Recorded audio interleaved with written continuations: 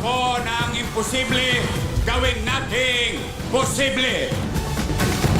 Ayusin ng gobyerno para maging maayos ang buhay ng bawat Pilipino. Makikita po natin na ito ng araw na sama-sama po tayong papangon muli. Ang laban ni Manny Pacquiao, laban ng bawat Pilipino. Walang kayang tumumbas sa pinagbigkis nating lakas. Tara na! Ipanalo na natin ito. Bilang Pilipino, bilang Pilipino.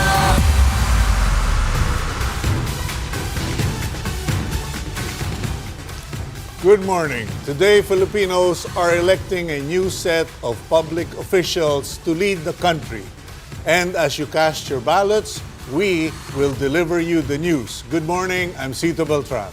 And I'm Danie, Laurel. Welcome to the One News Election Data Monitoring Center. Here, we will not just provide you reports on the ground, but we will give you the fastest count and deep dive analyses of the 2022 polls. We are One News, and this is Bilang Pilipino 2022, all sides, all the time. As the Election Data Monitoring Center, One News is maximizing technology to give you a better perspective of today's elections. And to show us these tools, we have with us our data presenter, Paulo Del Rosario. Paulo, can you show us how we can get our data? Thanks, Cito. Now, throughout this election period, we have access to data that allows us to zoom in to specific regions for a live look at how the races are shaping up. Now, let me just show you how we can do that. As you can see here, we have the map of the entire Philippines, as well as all the candidates listed here. Now, there is no data at the moment because the polls have just opened. But let's take a look at some historical data just to show you how this works. Let's take a look at what happened back in 2016 during the presidential election. We can move in here to the NCR region where we can show you just how the count all panned out here in the last election. As you can see, President Rodrigo Duterte taking this one quite easily, substantial lead over Grace Poe. Now, once the elections do start and the count does start coming in, we will have access to all this data live and show you how each region, how each province is voting for all of the positions we have at stake here today. Now, we can also look at an even larger data wall right here in the studio. We're going to have a data come up right over here at the back, and we're going to see just everything that we need to know for the upcoming elections. Let's take a look at this one first, and we can see just how many positions are at stake. There are over 18,000 elective positions right up for grabs with over 47,000 candidates here in the running. Now, some positions will be run unopposed, but that doesn't mean that they are automatic victories. They have to get at least one vote going their way for them to get the position. But still, a lot to talk about here, and this is just some of the tools that we will get to use here today in the data center. So keep it here. Back to you, Cito. Okay, that's a bit overwhelming. Exciting, Cito. We're going to be going through that data as we go along today. And Paolo, we will be calling on you from time to time, of course, to share with us how those counts are going, of course, and how the voting this numbers is one are of coming. those days when I wish Paulo was just talking about basketball. Because that is not the case, Cito. That is so overwhelming. And can you imagine, Danie, what it's going to be like for people going to the polling places to vote this morning? It's going to require effort, determination, and I suppose a lot of common sense. Okay, now let's check the voting situation. Yeah, let's check the voting situation around the nation. All right, we'll take a look at our stream here, Cito. We do have all of our journalists on the ground, just to keep our viewers here updated. In Metro Manila, we've got Jacob Lazaro, Julie Baiza. We've also got Pam Vasquez. She's over in East NCR. We've got Cesar Cacnio over in North NCR. King Senko in Manila. Yeda Pascual in South NCR. And Kyla Makantak in Tarlac. And we've also got different people as well joining us from News 5 all over the country. Now, let's take a look at what's going on over in Novaliches. You can see all of these people, Cito, lining up. No, the polling stations were open at 6 in the morning, so we are around 1 hour into the voting situation here. What are we seeing, Cito? Are you magulo ba to or medyo maayos naman siya, di ba? People I seem believe excited. that's in Rosa Susano School in Novaliches, and well, it's a good signal that people are lining up that Excited, early. yes. That's a good sign. And We've had people on the show saying this is going to be one of the most, the election's most attended. You know, people, I was like, isn't it COVID? Aren't there going to be issues just getting to vote because of the health protocols? Hindi daw. People are excited to go there. And people are going to be there very, very early, Cito. I don't know about that, Danie. Ay, di ba? Because you know, when you backtrack at the height of COVID and even in the recent months, everybody's like, oh, be careful, be careful. And someone pointed out, a pundit pointed out, you know, just because you have election, COVID disappeared. So it's well, ironic. I mean, at least we have the protocols in place, diba? Now we can also see another location here. I think we're at Miriam College here in Quezon City. That's in Katipunan, of course. So a lot of people over in the north of the capital region here queuing. Is that a queue? Okay, Yeah, so it's a queue queue. forming. Hopefully that's moving pretty quickly. We do know that there are going to be temperature checks. Wala naman daw checks of the vaccination cards. Okay, now it's beginning to become intriguing. There are sample ballots being given away in Sarangani. I think that's Sarangani province. Unclear whose name is on the ballots. And okay, so watch out for that. And we will, of course, be giving some guidelines on what to do if these things do happen. So keep it here and make sure you are aware of the protocols when such things occur. Now, Filipino voters are set to fill in over 18,000 positions in today's polls. If elected into office, what should we expect from these public servants? Here is Marty Bautista's report. From national down to local positions, over 65 million registered Filipino voters are expected to cast their ballots today. Who exactly are we electing into office, and what will be their duties to the public? First off, the president. Aside from being the head of state, he or she also functions as the commander-in-chief of the armed forces. The president also supervises all the executive departments, bureaus, and offices in the country. These are all just the tip of the iceberg, though, as the top seat comes with many other powers that may be used in governing the country. The vice president, meanwhile, is mandated to assume the presidency in case of resignation, disability, or death of the president. He or she can also be appointed as a member of the cabinet. Filipino voters will also elect senators and district representatives. Both belong to the legislative branch of the government, which makes laws, alters, and repeals them. Party lists, on the other hand, should represent the interests of marginalized sectors in creating bills and resolutions.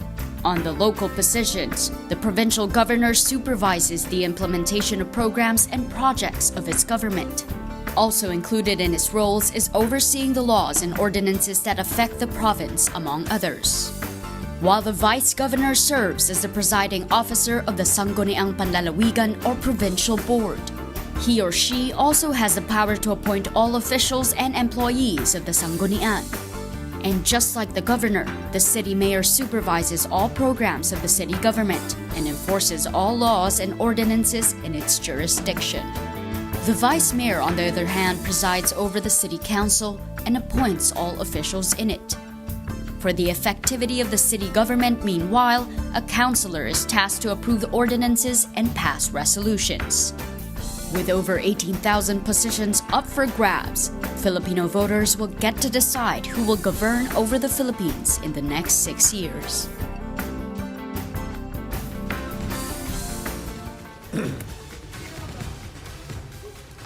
Since we are still in a pandemic, some of you might be wondering how the polls will be conducted.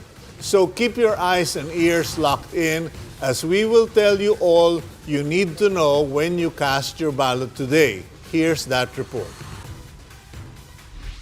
The COVID-19 pandemic has brought upon changes in our lives, including voting rules, making the 2022 polls unlike any election that had come before it. What do you need to know to make sure your vote gets counted? First off, when you receive your ballot, inspect it thoroughly.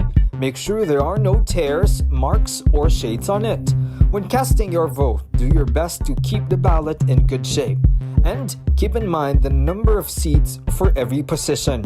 Remember that you can undervote or even abstain from voting for any candidate, but overvoting or voting for more names than seats available is a no-no. How does the ballot look like? Let's go through it. National positions first. There's the president, where you will vote for one candidate. Vice President, where you must also choose one aspirant. For senators, you can vote for up to 12 bets. And party list, where you can vote for one. This is located in the back page of the ballot, so make sure that you also check that out. As for the local positions, there's one seat for a representative at the lower chamber, one for governor, one for vice governor. For provincial board members, the number of seats vary per district. For city or town mayor, one candidate. Also one aspirant for vice mayor. And for councilors, the number of seats also vary per district. As for requirements, the only requirement is for voters to be, of course, registered and to wear a face mask. And fear not if you choose to wear your supported candidate's collar. Just make sure it doesn't bear your bet's name, face, or any symbol associated to any candidate. IDs are also not required, but COMELEC encourages voters to bring one in case a poll watcher needs to confirm some information. All voters will also be subjected to a temperature check. Voters who show COVID symptoms will still be allowed to vote in an isolation polling precinct.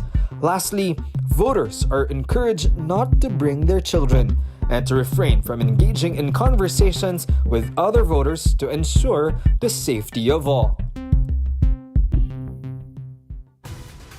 Okay, welcome back. And just so you are guided, that video that you are seeing of Senator Ping Lacson, that's right there in Cavite, in the province of Cavite, while the lower box video is in Ilocos, okay? Ilocos province. So they're all flocking back to vote. Sabi nila early sila, we don't actually know yet what time VP Lenny will be voting today, but we were already informed that BBM and Lacson will be voting first thing in the morning daw. So here they are indeed.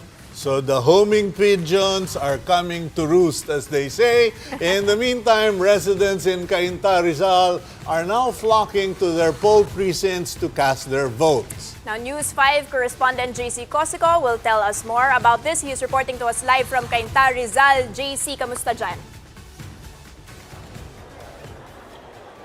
Danie, Cito, long lines of voters outside polling precincts here at Nakita Elementary School in Rizal, as only 10 individuals are allowed to vote at a given time. Now, some senior citizens are having a hard time looking for their names in the voting list. They lament the small texts in the list. Now, there are teaching personnel who are assisting them to look for their names in the voting list. Now, there are 35 polling precincts here at the elementary school. Voters will come from 4 barangays. Danie, Cito.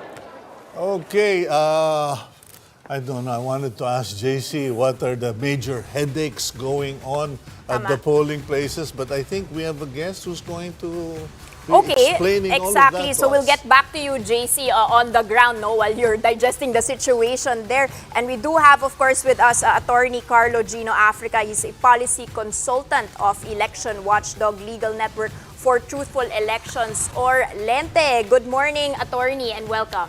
Good morning, Danie. Good morning, Cito. Good morning, Attorney. And I'd like to throw in the first question. What does your group, Lente, perceive will be the first headache of the day? So we've already received a lot of reports this morning. So we've dispatched Okay. around 4,000 watchers all over the Philippines.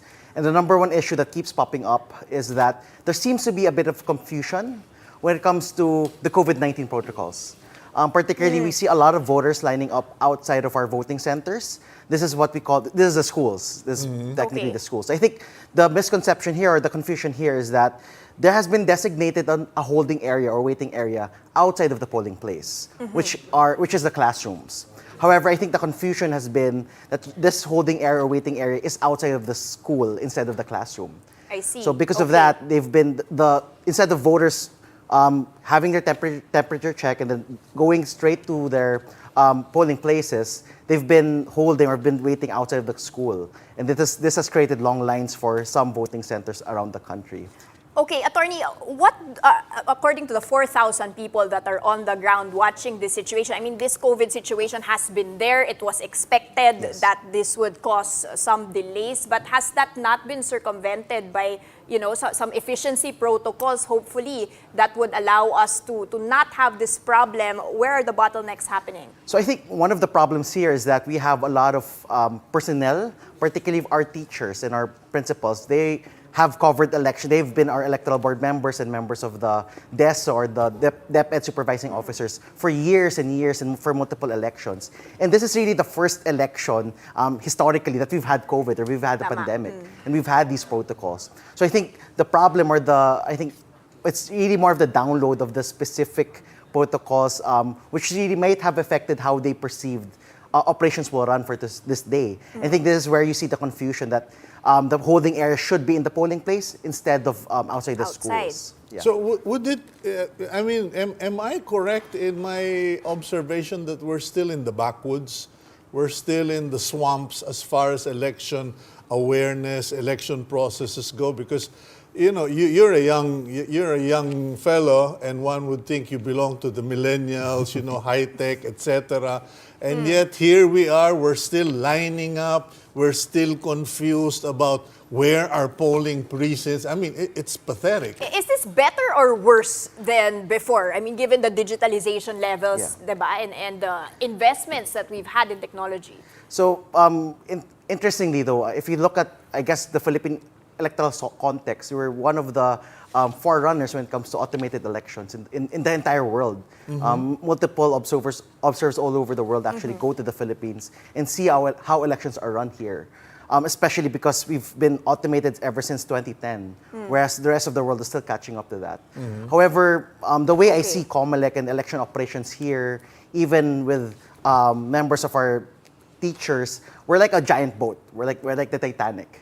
And it's really hard to move that boat around, especially when you're like used to the way things have been going over the past years. And we have this giant iceberg called the pandemic.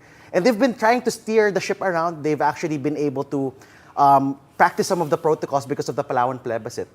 But to be able to expect, I guess, 100% of all of our teachers and all of our COMELEC election officers to be able to, I guess, be on top of all of these new protocols, it's hard to expect that as well because, it's a giant ship. Are you seeing that some areas are more organized than others? And if so, what would cause this? Why are they, better run or better organized? Is it automation? We still have a lot of small precincts that are manual, di ba? So I would directly point at just the number of election officers that we have. The last time we actually had an increase when it comes to election officers has been in 1992. During that time, the maximum number of election officers a specific city can get is 4, but that would be if you have more than 50,000 voters or 200,000 voters. But obviously, we have like 110 cities right now with millions of voters, and we've never been able to increase the number of personnel at the local level. Okay, the most common question I've been asked is, have you checked your precinct? Did you check the COMELEC app, etc.? Now, is that what's the problem there? Is that a defective app, or is it Filipinos not being techies, or is it just hype that if you actually go there, you'll still be in the registry? So Comelec has been very cautious when it comes to the precinct finder because the biggest leak, I think, in the Philippine history used to be when the precinct finder was hacked before. And because of that, they've been very cautious in relaunching that. And I think this is the reason why it's not perfect, it's far from perfect, but I think the fact that we still have it available, getting voters to actually try to look for their names, and if they don't find their names, there's an option for them to actually call our election officers before the election, a week before the election. Whereas some voters, if it didn't have that precinct, would have to find out on the day of the election. And by today, it's just too late for them to actually try to remedy the situation. So, Attorney, is it the bottlenecks, is that caused by, like you mentioned, lack of manpower or just voters not knowing the do's and don'ts of what they're supposed to do? We've been educating and I've said already, find your precinct before you go there. Write a código, diba, para you don't waste time. Is it because voters are come unprepared, or do you feel that no, they're actually there, they're on time, they're prepared, they've checked their precincts, and yet there's still so much delays? I really feel like the majority of our voters are prepared. I think the problem would always be like, remember, we're in automated elections, we have clustered precincts. Okay. And in a manual election, we have, instead of having 4 precincts clustered into one, they're separated across different schools or different areas. Okay, we'll go back to our conversation with Attorney Carlo. For now, let's check the situation in Ilocos Norte, where Bongbong Marcos is casting his vote. All right, so there he is, BBM. And just to mention also that Senator Ping Lacson just cast his vote over in Imus, Cavite earlier this morning. So we do have here Senator Bongbong Marcos. I think is he queuing or is he already set to vote, Cito? It seems like he's waiting to be allowed in there. He's queuing, he's got his ballot. Ayan, walang special treatment. Nagpumipila si former senator. Okay, a lot of spectators as well outside over in Ilocos Norte. Notably, he is wearing white. He's not wearing red. Okay, he's apparently voting with his sister Irene and with son Sandro Marcos. Okay, medyo kakaiba yan kasi ang daming camera. No, because from what the Comelec has announced time and again, do not bring your cameras, your cell phones, etc. Okay. But he does seem very calm there and composed, no? He's not entertaining selfies with the crowds at the moment. Very solemnly thinking about his ballot, Cito. Okay. There we have. Okay, we'll get back to that live feed later on, and of course, check in on the other presidential candidates. Speaking of ballots, Attorney Carlo, I've been getting these text messages about the design of the ballots, and this happened in the last election again, that if you shade a particular circle, you will end up shading another circle on the reverse of the ballots. Now, you guys have been looking through all of this. What are the possibilities of a double shade? So based on our investigations, like we don't have to fear this. Like we can be confident enough that even if it would possibly go through, the vote counting machine would be able to read the ballot. But aside from that, the vote counting machine does have its safeguards. Firstly, of course, that's a VVBAT. When you have the receipt, so you'll be able to get the receipt, check if you actually voted for the right candidates, if it actually reflected. And if it didn't, you can actually object to this. And then you can ask the electoral board member to put it in the minutes after signing the receipt, and then it has to be attached at the minutes. Yeah, but from what I understand, if there is a discrepancy in your receipt, you're actually allowed to get a second ballot and recast, and then you get a new receipt. Is this not problematic? So this situation, my understanding is actually you're not allowed to get a second ballot. You're just allowed to object to it. Hindi yan pwede. No, but yun nga yung sinasabi nila na lumalabas na balita, that if there's something wrong with the, like let's say, I made the mistake in the first ballot. Okay, then you surrender it to them. They take notice, they file, and then okay, here's your last chance, second chance. Walang repeat. So walang repeat po. I'd have to definitively say you can only get one ballot. Okay. You can only replace your ballot if the fault is not due to your own. So if there's been a mark, if there's been a tear, you can actually ask the chairperson to replace your ballot. That's before you fill that before in. you fill that okay, in. wala na. If you fill it in, that's it. But what happens if you make a mistake for Para whatever reason? Para palang What do you marriage do? contract. So if you make a mistake, wala na yun.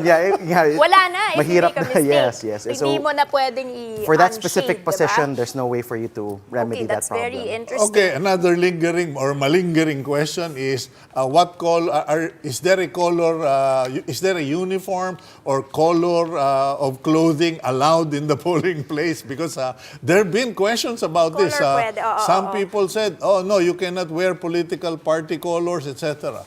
So in my opinion, this is really a gray area in the law.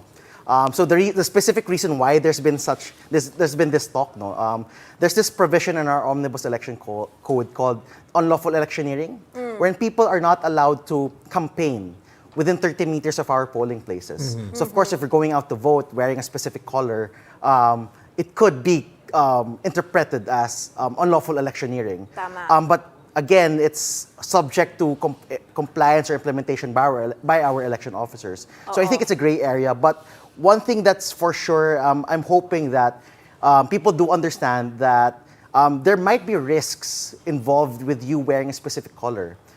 Just because, there are many dangerous areas all over the Philippines. Security risks, you mean. Okay, kasi Cito, as Baka we understand... mabato ka ng itlog. Color pwede basta walang face of the candidate, basta walang pangalan. But as we all know, the color is as good as the face of the candidate. So, but we do see former Senator Bongbong Marcos wearing white just to avoid such suspicions, diba? Exactly. All right, how do we know that a ballot is tampered? I mean, what are the specific signs to understand that? So one very clear sign would be marking.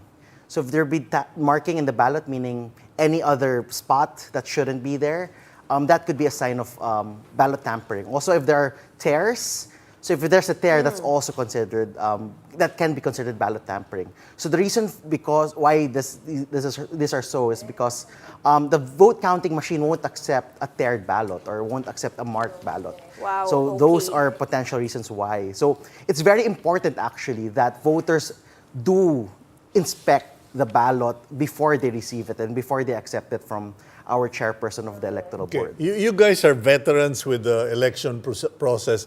The third most important question asked now is, will we know who's the next president in 24 hours, 48 hours, or 2 weeks? So I guess it will be safe. It will depend, I guess, on the number, how close the race would be.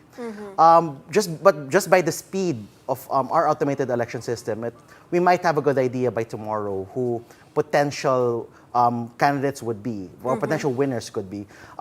Specifically in our small cities or municipalities, for mayors, you'd be able to understand that within the day or the day after who the winners for these areas would be. Are there areas that are historically indicative of the outcome? Meaning, like, is it NCR, region so-and-so, or region so-and-so? So it would be hard to tell per election because it will depend on the candidate. But I think for this election, we've had, based just on the surveys, NCR has always been an important area, also Cebu, because these are very highly populated areas. And if you look at the 2016 elections, these are areas wherein you might see a difference or variance as compared to the previous elections. Attorney, how do you safeguard the OFW votes or even the absentee votes? Diba? They were manually filled in. They are in envelopes. We don't know how, they're not going to pass through the same automated system and they will be tallied manually. How do we safeguard this? How do we know that these ballots are legitimate? So there are actually two types of overseas voting. For countries where you have more Filipinos, it will actually go through the normal vote counting machine process, and that will be done at the embassies. For those with fewer, I think less than 1,000 Filipinos, that will be what will be manually counted. But usually by then, when these ballots come into the Philippines, you'd have more or less an understanding who the winners would be. It might have a big difference, however, for party lists, because the margin of difference for those for those contests are very smaller actually. But how sure are we that these votes have not been pre-edited, as they say. Kumbaga, nasilip na, nabusuhan na. So it will have hindi its own. nabubuksan yung envelope. So it will have its own safeguard material. So there will be a seal for these ballots. So if you notice that the seal is broken or tampered with, you'd be able to find out. Okay. But for it to be 100, no election system is 100% perfect, right? And there are particular weak spots, and this could be a weak spot for elections because it's not under the same scrutiny as elections here in the country because there are no watchers. So Tama. Or that if might wrong be a good... spelling, Yeah, exactly. i-accept ba yan?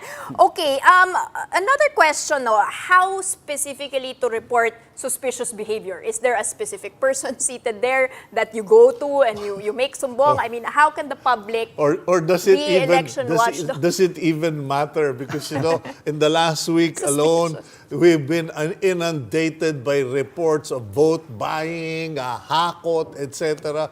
I mean, does it make a difference? Is this still happening though as before? I mean, is this still an issue? Yeah, I think vote buying will always be an issue. Well, as of now, it's still an issue for elections.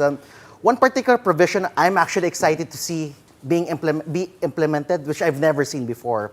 Voters can actually challenge voters from voting. So there are two grounds for this challenge. So to refrain or to keep a person from actually voting. The first challenge is on the grounds of identity. That this voter is not who is he or she says, so he's not a registered voter in that specific area. Second is if the voter actually committed a crime, an election offense, particularly vote buying, and vote buying specifically. So if you saw someone actually receiving money or receiving a sample ballot with money there, that could be vote buying. And you can actually tell to your electoral board members or our teachers in the classrooms that I'm challenging this voter. He should not be allowed to vote. Okay, so receiving is also being challenged. What are the penalties? Apart from you can't vote. So actually, the process is when you challenge someone, the voter can actually defend himself. So if it's the matter of identity, he can show an identification card. Or the electoral board member can testify that he is actually a registered voter here. If it's vote buying, the voter must actually, under oath, say that he did not commit such crime. And if he or she does that, he can actually they will be allowed to vote.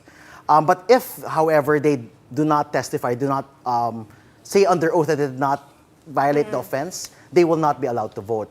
And later on, if it's proven in a court of law, they can be subject to criminal offense of vote buying or vote selling, which carries a punishment of 1 to 6 years and perpetual disqualification from participating in our electoral processes. Okay, 1 to 6 years. 1 to 6 years. Yes. What's new for Lente as far as this election is concerned? Because you've monitored at least 1-2 elections.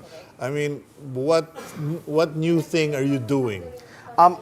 Us specifically, it's one we've actually been very focused in making sure that protocols are kept safe.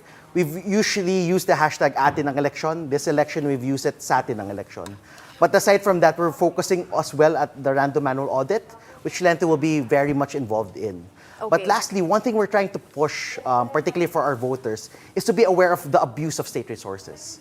It's something that's not really been talked about, but it's very prevalent. But what do you mean by that? So abuse of state resources when you use any form of government resource in favor of a specific candidate for them to actually, or for them to get votes for the election. Well, primarily it's use of government vehicles. Yeah, exactly. But what about use of government facilities like stadiums, like a multi-purpose hall where you allow your candidate but disallow the other candidate? So that's exactly what we're trying to investigate on. We want to see if there is unfairness when it comes to offering these state resources to different candidates. Specifically, if you're an incumbent candidate, or you're not an incumbent candidate, and you're not especially able at local to, level, exactly, it's very hard to exactly. If you're incumbent, that's part of your job, to use these facilities. But I mean, it could be well construed. Okay, so in that sense, how exactly are you monitoring that? And how do you impose penalties on the incumbent government? So one thing we're trying to see is what are the different ways that state resources are being abused,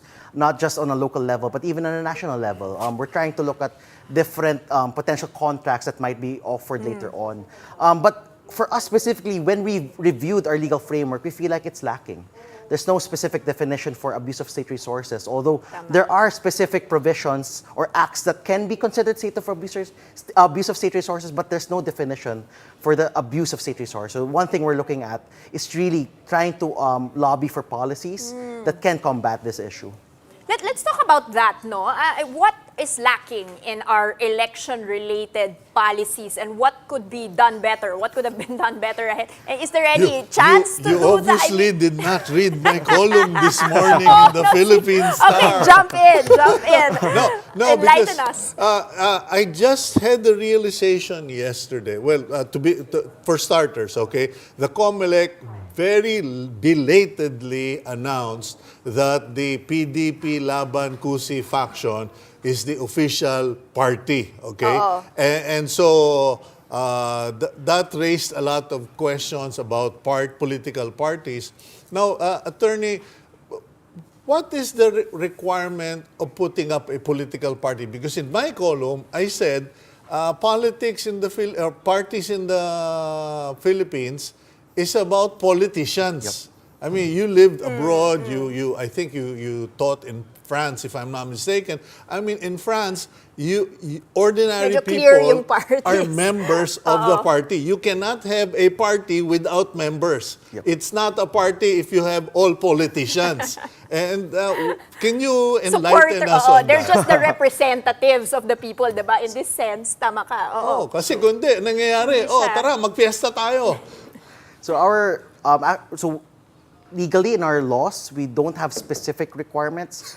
However, we do have COMELEC resolution putting out the specific requirements. And it boils down to presence. Presence can mean number of members or number of official offices or physical offices per city or per municipality, depending on whether you're a regional party or a national party. So the requirements would change. But as with Sir Cito said, the problem here in the Philippines is we have very weak political parties, and we have stronger political families than political parties actually here in the We Philippines. have more political families than party members in the Philippines. And in fact, am I abusing my presentation by saying parang franchise system?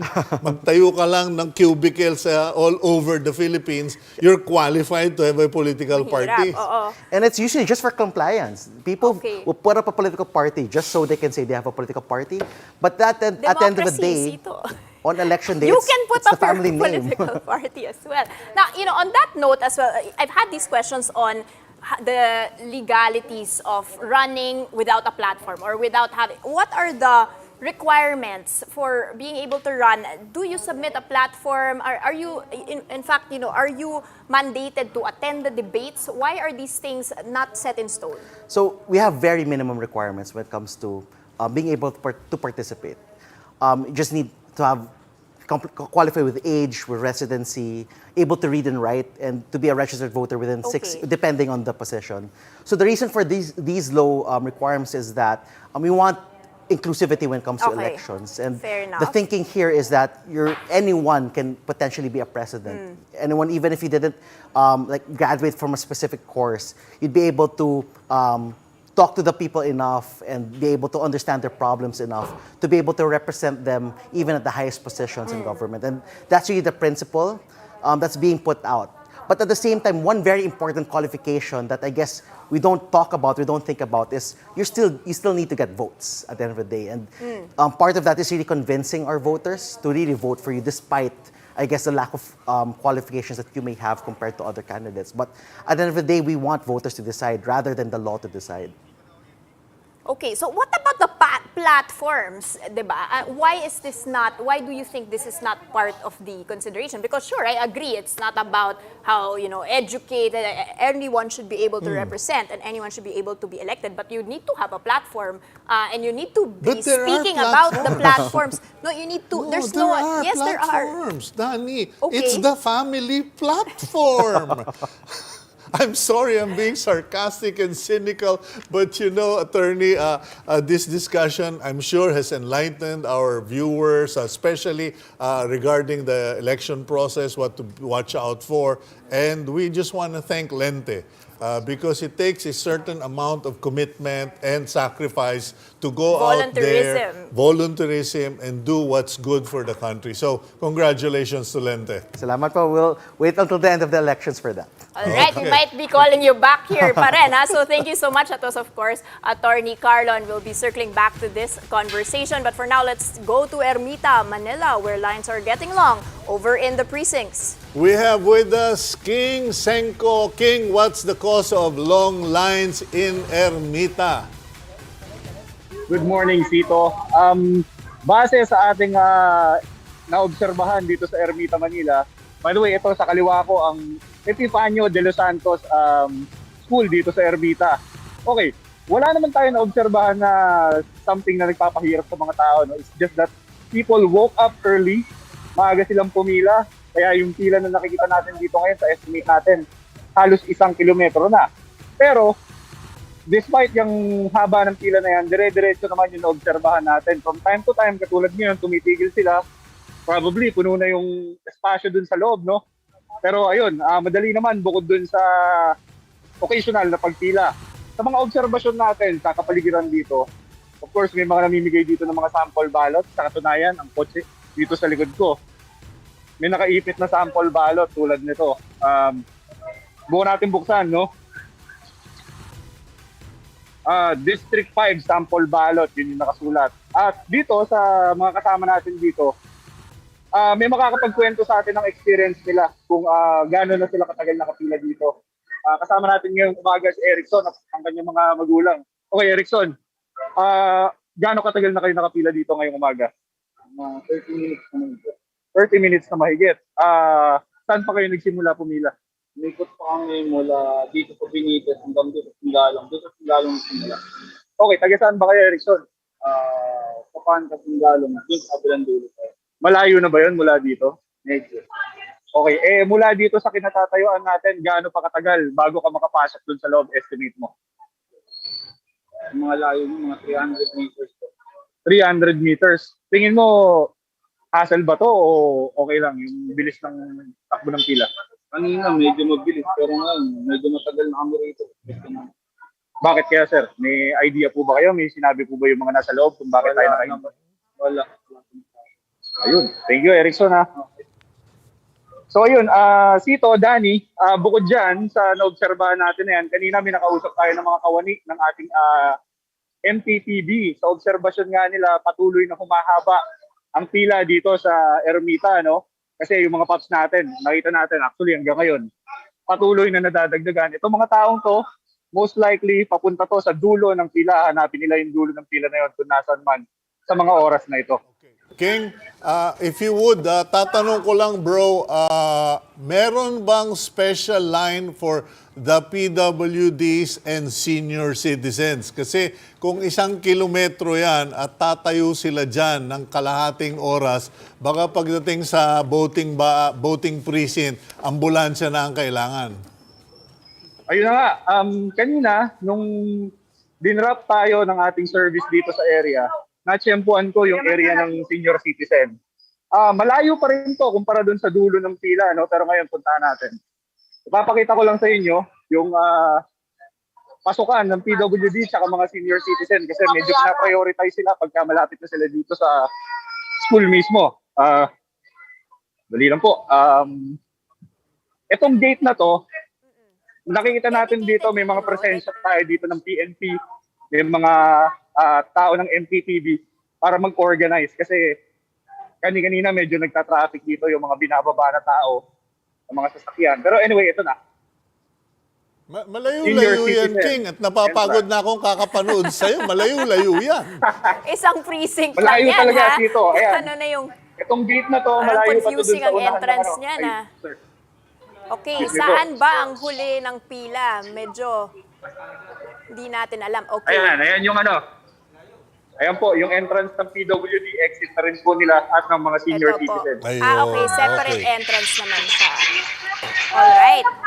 Sir, kumusta po yung pagboto nyo dun sa loob? Mabilis naman siya, mabilis. Okay naman siya. Hindi po ba kayo na-hassle? Hindi naman, na-accommodate ka agad. Na-accommodate naman kagad. Anong pangalan nyo pala, sir?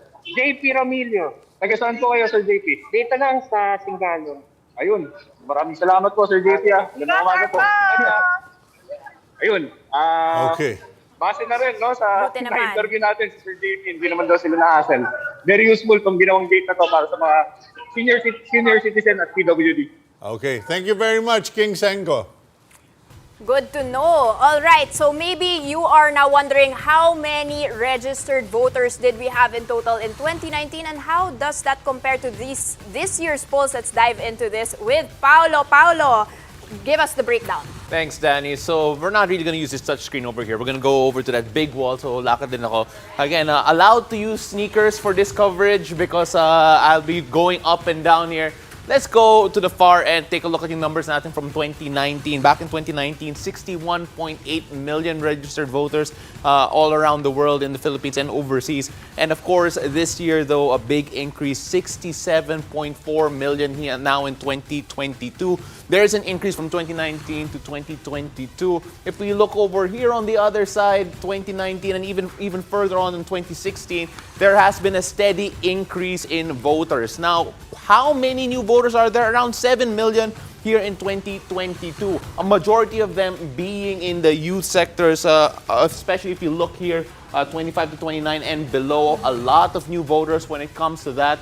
Take a look at the 2019 midterm elections just to see how many. Now, we can anticipate a lot of that here in 2022. But of course, a voter turnout, they're saying that it could be a game changer, the new 7 million votes, just to see who will win these particular races. Of course, still a lot of demographics that we're going to have to look at after the votes are cast. But as you can see here, the youth vote could be one of the bigger factors here. And let's see whether or not the new voters will indeed be a game changer, as Comlink officials say. Danie? Thank you, Paolo. I also wanted to point out the demographics there. You have total male, total female. Give us the differences here and why is that relevant? Well, you look at the male voters and the female voters. If you look back in 2019, over 1 million or so, or almost 2 million in terms of difference there. But then historically, when you look at these votes, not much difference. The demographic in terms of gender doesn't really make much of a difference in terms of the results. We can expect more of the same here in 2022, but it still would be interesting considering there are female candidates and male candidates in the top electoral positions in president and vice president. But we're not quite sure, at least looking here at the 2022 national races, if the gender would actually be a factor here in terms of which candidate wins that particular vote, Danie.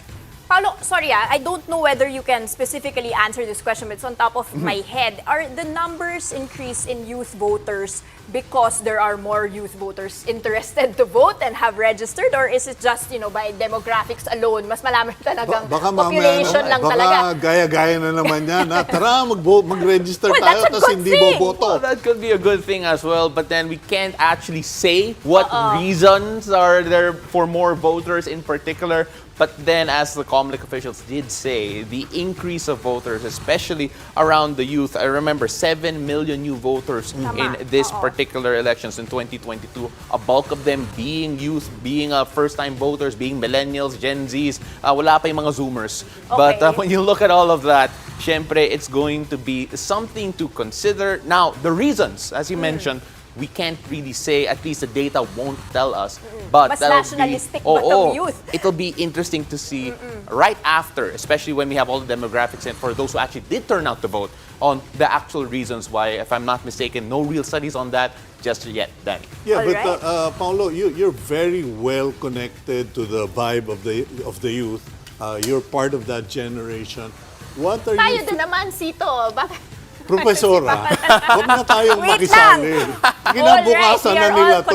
No, but what's the vibe? Is there a sense of ownership, a sense of duty among these 25 to 29 voters, and have they expressed their intention of being involved? Well, I personally cannot speak for the entire demographic, but when you look at how things are, it's easier now to interact with the candidates. It's easier now to see just how the situation is politically all throughout the spectrum, especially with the rise of social media. You have different forms of social media now taking taking center stage. In 2016, we saw the rise of Facebook becoming a big part of the elections.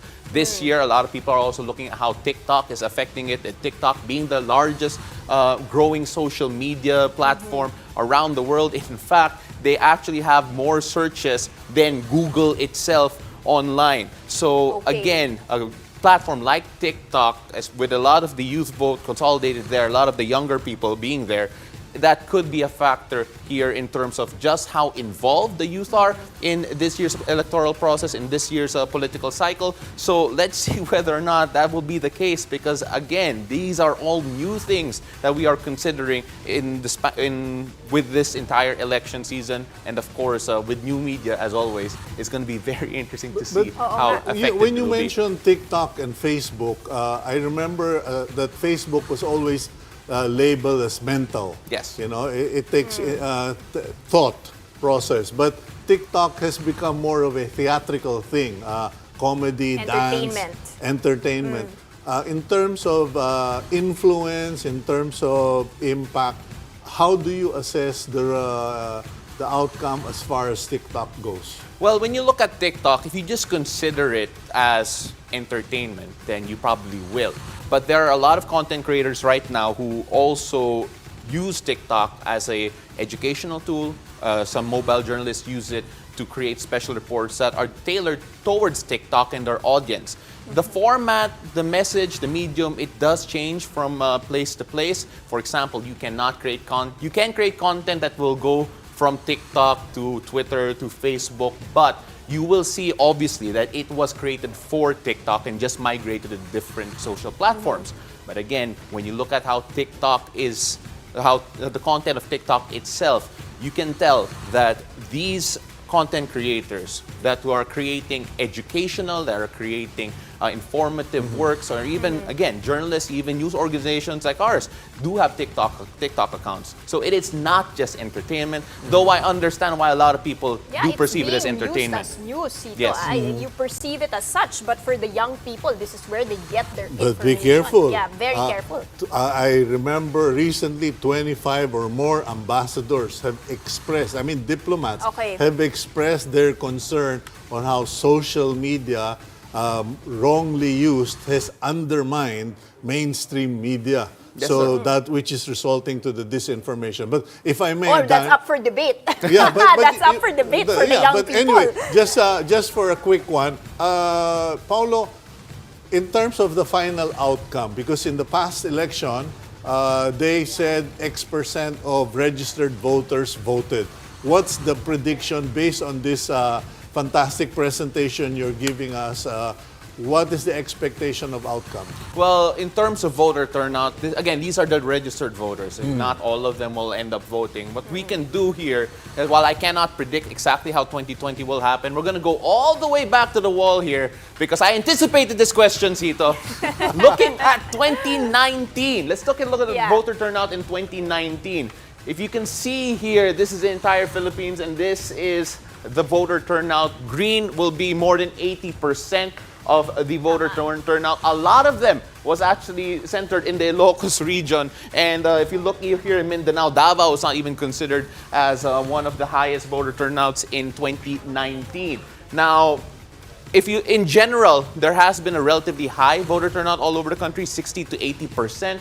But again, let's see whether or not this changes, because 7 million new registered voters, and of course social media being a battleground as it is right now, we're going to see whether or not this will increase substantially by the end of the next 2 days. Of course, another thing to note is that, as mentioned a while ago, the OFW vote, the overseas vote, not necessarily large enough to create a big difference. In fact, if we look at when those votes are counted, we might actually have our winners just a very low percentage, below 60% all over the world in 2019 voted. So let's see whether or not that will change as well. Again, a very highly charged political climate here over on social media. We talk about just how much vitriol there is, how much emotions actually involved over on social media. Let's see if it will translate here in the voter turnout all over the region. As we mentioned a while ago, 80%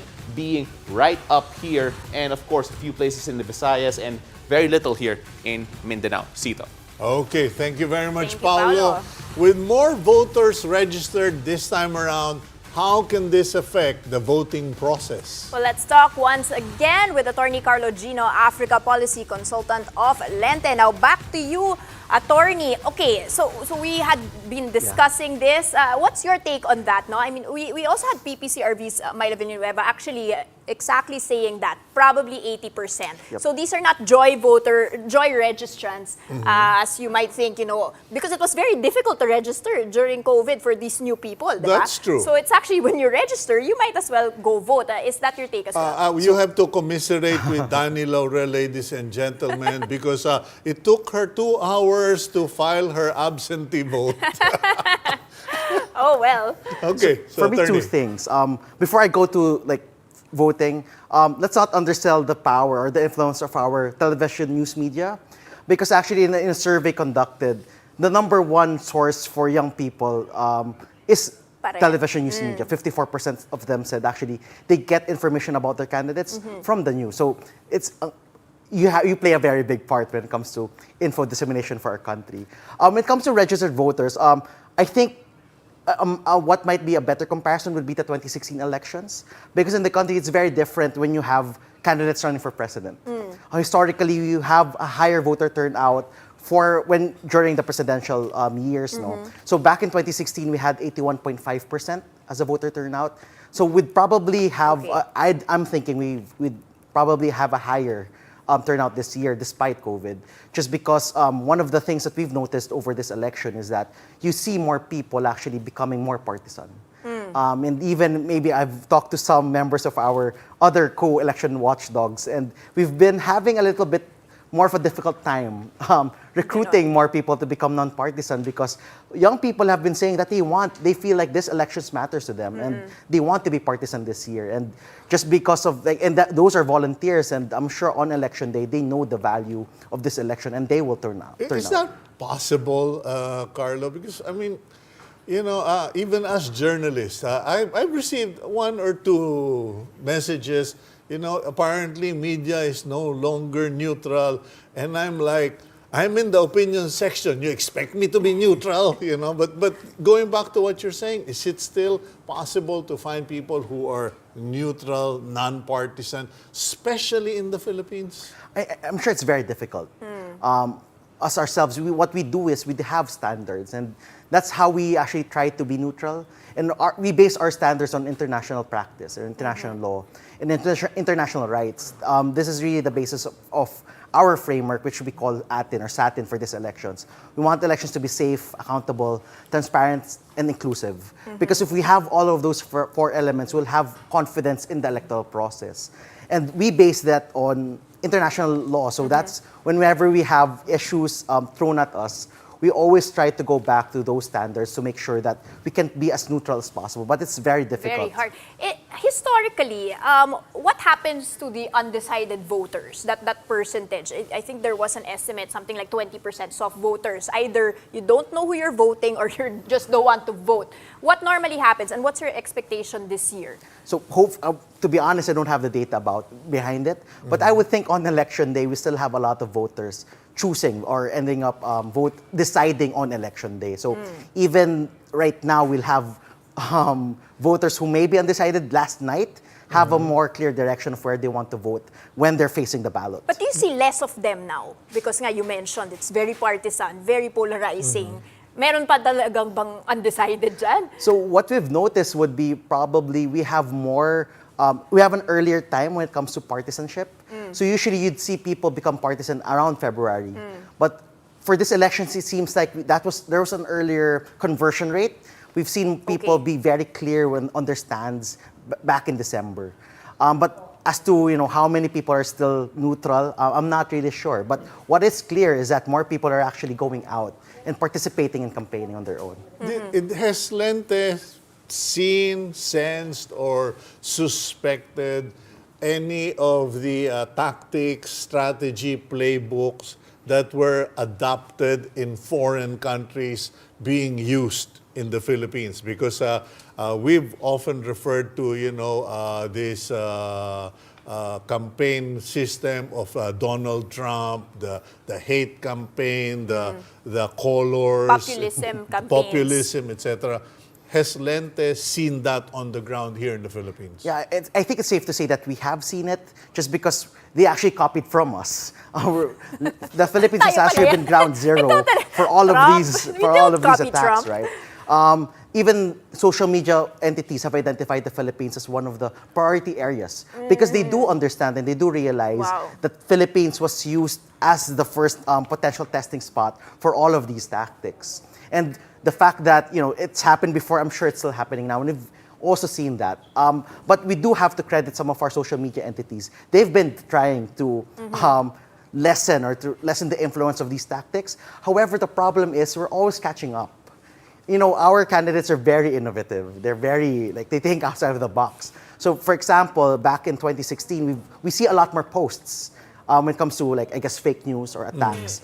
But with this election, we've noticed that more and more these posts have become pictures or memes or videos, which is harder to catch, especially for social media entities with algorithms. So they have to teach their algorithms how to catch these new types of posts. So the problem, I guess, with us is we're always trying to catch up. We're never up ahead because it's very hard to be as innovative as someone, I guess, as invested and as resource heavy as some of our candidates. So just to are there any legalities towards this hate speech, hate campaigns, or is it just part of democracy, part of freedom of speech? You can post whatever you want. There's no issues on libel of defamation that go on during elections. So interestingly, some entities would say that we are actually behind on freedom of speech just because we have libel and we have cyber libel. Ah, wow, okay. But it's really part of the context, and I think in the context of the country, it might be necessary to still have those, provisions. Safeguards. But at least specifically for fake news or for misinformation and disinformation. But to be honest, I haven't dealt with libel because it's such a heavy topic, and it does not just with elections, but beyond elections. It's hard to have a very electoral point of view only on the topic of libel and cyber libel and freedom of speech. What about, Carlo, what about troll farms? Because I know that one of your collaborators, Professor Ong, he had done a study on troll farms, the life of a troll, etc. And in my interview with him, he shared that contrary to popular belief that these are just young individuals out to make sideline, troll farms in the Philippines are actually set up, managed, generated by PR, public relations firm, advertising agency, etc. Interesting. This revelation, will it lead to, you believe, more COMELEC control, etc.? Because as Danie pointed out, the hate speech, it doesn't have to be vulgar, but it can still be hate. So actually, this was a project of ours back in 2019. And one of the specific provisions we put out during that time would be recommending to COMELEC to have for political parties or candidates to register their official Facebook or website or social media account, just so that these will be the accounts who can actually buy boosts or ads on Facebook, which will really Kasi you can heighten pay or for make it. You can pay for it. Anyone can see that.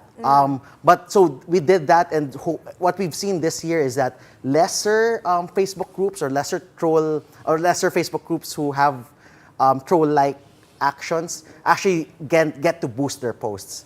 But at the same time, we've seen there's been a shift that we're not seeing these trolls or these Facebook pages actually use boosted ads. What they've done is they've shifted towards influencers and micro-influencers, and they've really gone through a different setup because they found out in 2019 that this is how COMELEC would be regulating them. So again, they've innovated. Is this under election spending? It should be. It should be, yes. And how monitored is that? It's hard to monitor. That's millions. I think the problem in the country is we only have one requirement for our candidates, and that's to submit their statement of contributions and expenditures 30 days after the elections. But I'm not sure if who actually gets to read that. You know, I'm laughing because I'm just reminded of several people who will be laughing all the way to the bank after the... is there no law that... Because in other countries, if you have an excess of campaign funds and contributions, my impression is you're supposed to give it back or To the donors? to the donors or Okay. something. I do know of You one. don't keep it. You don't keep it. Now, what's the situation with that? What's the talking legal about situation there? I guess I have to separate them for contributions and expenditures. For expenditures, it's clear. If you overspend, you can be disqualified, and it is an election offense, subject to the 1 to 6 year penalty. And there have been candidates who were disqualified from running for public office because of overspending. Yes, and it's been decided to the Supreme Court, so it is valid law right now. For contributions, we do not have limits. And what happens is that you can actually get More than what you can spend. Okay. But what is required from you is you have to declare this as taxes, as income tax, if you do not return it to whoever gave it to you. But again, it Sorry, will all depend- the excess amount Yes, should be on the attacked excess, on yes. the excess amount. on the excess amount that was, or any amount that was that's not an used. income to you. That was not used. So even if it's in excess of the spending limit, Tama, but you spent below the spending limit, any excess of what you did not spend should be taxable income. Yes. But the rest you can keep. The rest you supposedly spent already. Yeah, okay. But there is no law or rule that requires you to publicly, kumbaga sa law, di ba, you're supposed to advertise in a newspaper of general circulation that, I made 100 million peso profit from the last campaign. Is there such a law? Well, we do have a law. I guess the law is a statement on contributions and expenditures. But again, the people don't know about it. People don't actually get to see all of these statements of contributions and expenditures. And supposedly, if there is an excess, you have to you can check whether or not this person paid with a BAR. And actually, even right now, the all you Comelec can Finance tax Office, it, eh. they've been in coordination with the BAR. But what we're calling on Comelec, let's be more transparent. Let's show it out. Let's have people audit these statement of contributions and expenditures. Okay, Danie? All right. So again, thank you so much for all that information. It's quite a lot of interesting information for us there. That was, of course, Attorney Carlo Gino, Africa Policy Consultant over at Lente.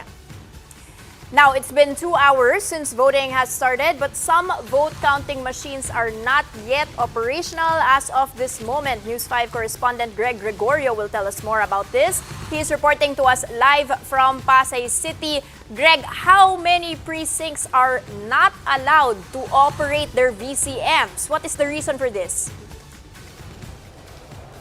Hi, Danie, Cito. It has been 2 hours since the polling precincts opened for the conduct of the national local elections, but the Comelec said there are some municipalities who had few delays prior to the opening of polls. Earlier today, Comelec acting spokesperson Direk Laujanco said municipalities Socorro in Oriental Mindoro and Silvino Lobos Northern Samar had no FTS ballots for their supposed final testing and sealing. 47 cluster precincts in Cotabato City also had problem with teachers who were supposed to serve as Board of Election inspectors. Laujanco said these teachers backed out due to confusion and threat on the ground. Recall that there was an issue of sudden replacement of BIs in Cotabato City last week. Comelec pointed out, though, that they have already trained PNP personnel to serve as special Board of Election inspectors in these areas. But in a recent update, Comelec said the precincts in Socorro, Oriental Mindoro, and Silvino Lobos, Northern Samar have already started voting, while only at least 14 precincts in Cotabato City are yet to start voting process as of the time of the press conference. Acting spokes Laujanco said policemen who will be serving as BIs there are already getting the ballots at the city treasurer's office to eventually start the polling in their assigned places. Meanwhile, 65 million registered voters are expected to cast their votes in this historic elections amid the continuing COVID-19 threat. Comelec Chairman Pangarungan, or Comelec Chairman Saidamin Pangarungan, was able to witness the voting process in Pasay, which according to him went smooth. The poll body reminds the public that the voting hours is at 6 a.m. to 7 p.m. Thus, head to your voting precinct as early as possible. Danie, Cito, in the last 3 months, we've seen hundreds and thousands of supporters went to every sortie of each and every candidate. But with the conduct of polls today, the question now is how many of them would really go to their polling places and translate their support to an actual vote. Danie, Cito? Okay, Greg, that thing about Mindoro, do you have any updates regarding what's happening there? Because that is a very big province, and as big as it is, everybody's so spread out, and I kind of wonder how they're going to manage that. Cito, according to acting spokesperson Rex Laujanco, the problem with this municipality in Oriental Mindoro, which is Socorro to be exact, has been resolved already, and they have already started the conduct of polls in their locality. Cito? Okay, so at least that's taken care of, Danie. Okay, so we'll get back to you, Greg, later on and see an update on whether those VCM machines are now operational. Thank you so much, Greg Gregorio, reporting to us live from Pasay City. You know, I had to ask that question because I received a call recently of people asking me how they could go to this place in Mindoro because apparently there were no roads. And I said, good luck on the elections if there are no roads. They had to take dirt bikes, etc. So it's a real struggle. Here in the Philippines, elections has also become a clash of celebrities. Is that a good thing or a bad thing? Let's hash that out in this next video from Short Take. This is a documentary series hosted by esteemed One News editors. The mixing of showbiz and politics during elections has been happening for decades. But how did it all start? And do you know what's interesting? There is even a law containing provisions supporting political ads that contain celebrity endorsements. In 2001, then-President Gloria Macapagal Arroyo signed into law RA 9006 or the Fair Elections Act. The law includes a long list of reforms in the election process, kasama ang probisyon on the use of political advertisement. It ushered in the era of well-produced strategic political ads that bombarded viewers and listeners on TV and radio. Biglang nagkaroon ng chance sa mga walang dugong showbiz o walang exposure sa showbiz na masinaga ng kinang ng spotlight sa pamamagitan po ng celebrity endorsement. Bakit kailangan ng mga politiko o mga artista? Alam naman natin na they're the ones who draw the crowds because people adore them, they're icons, maraming followers.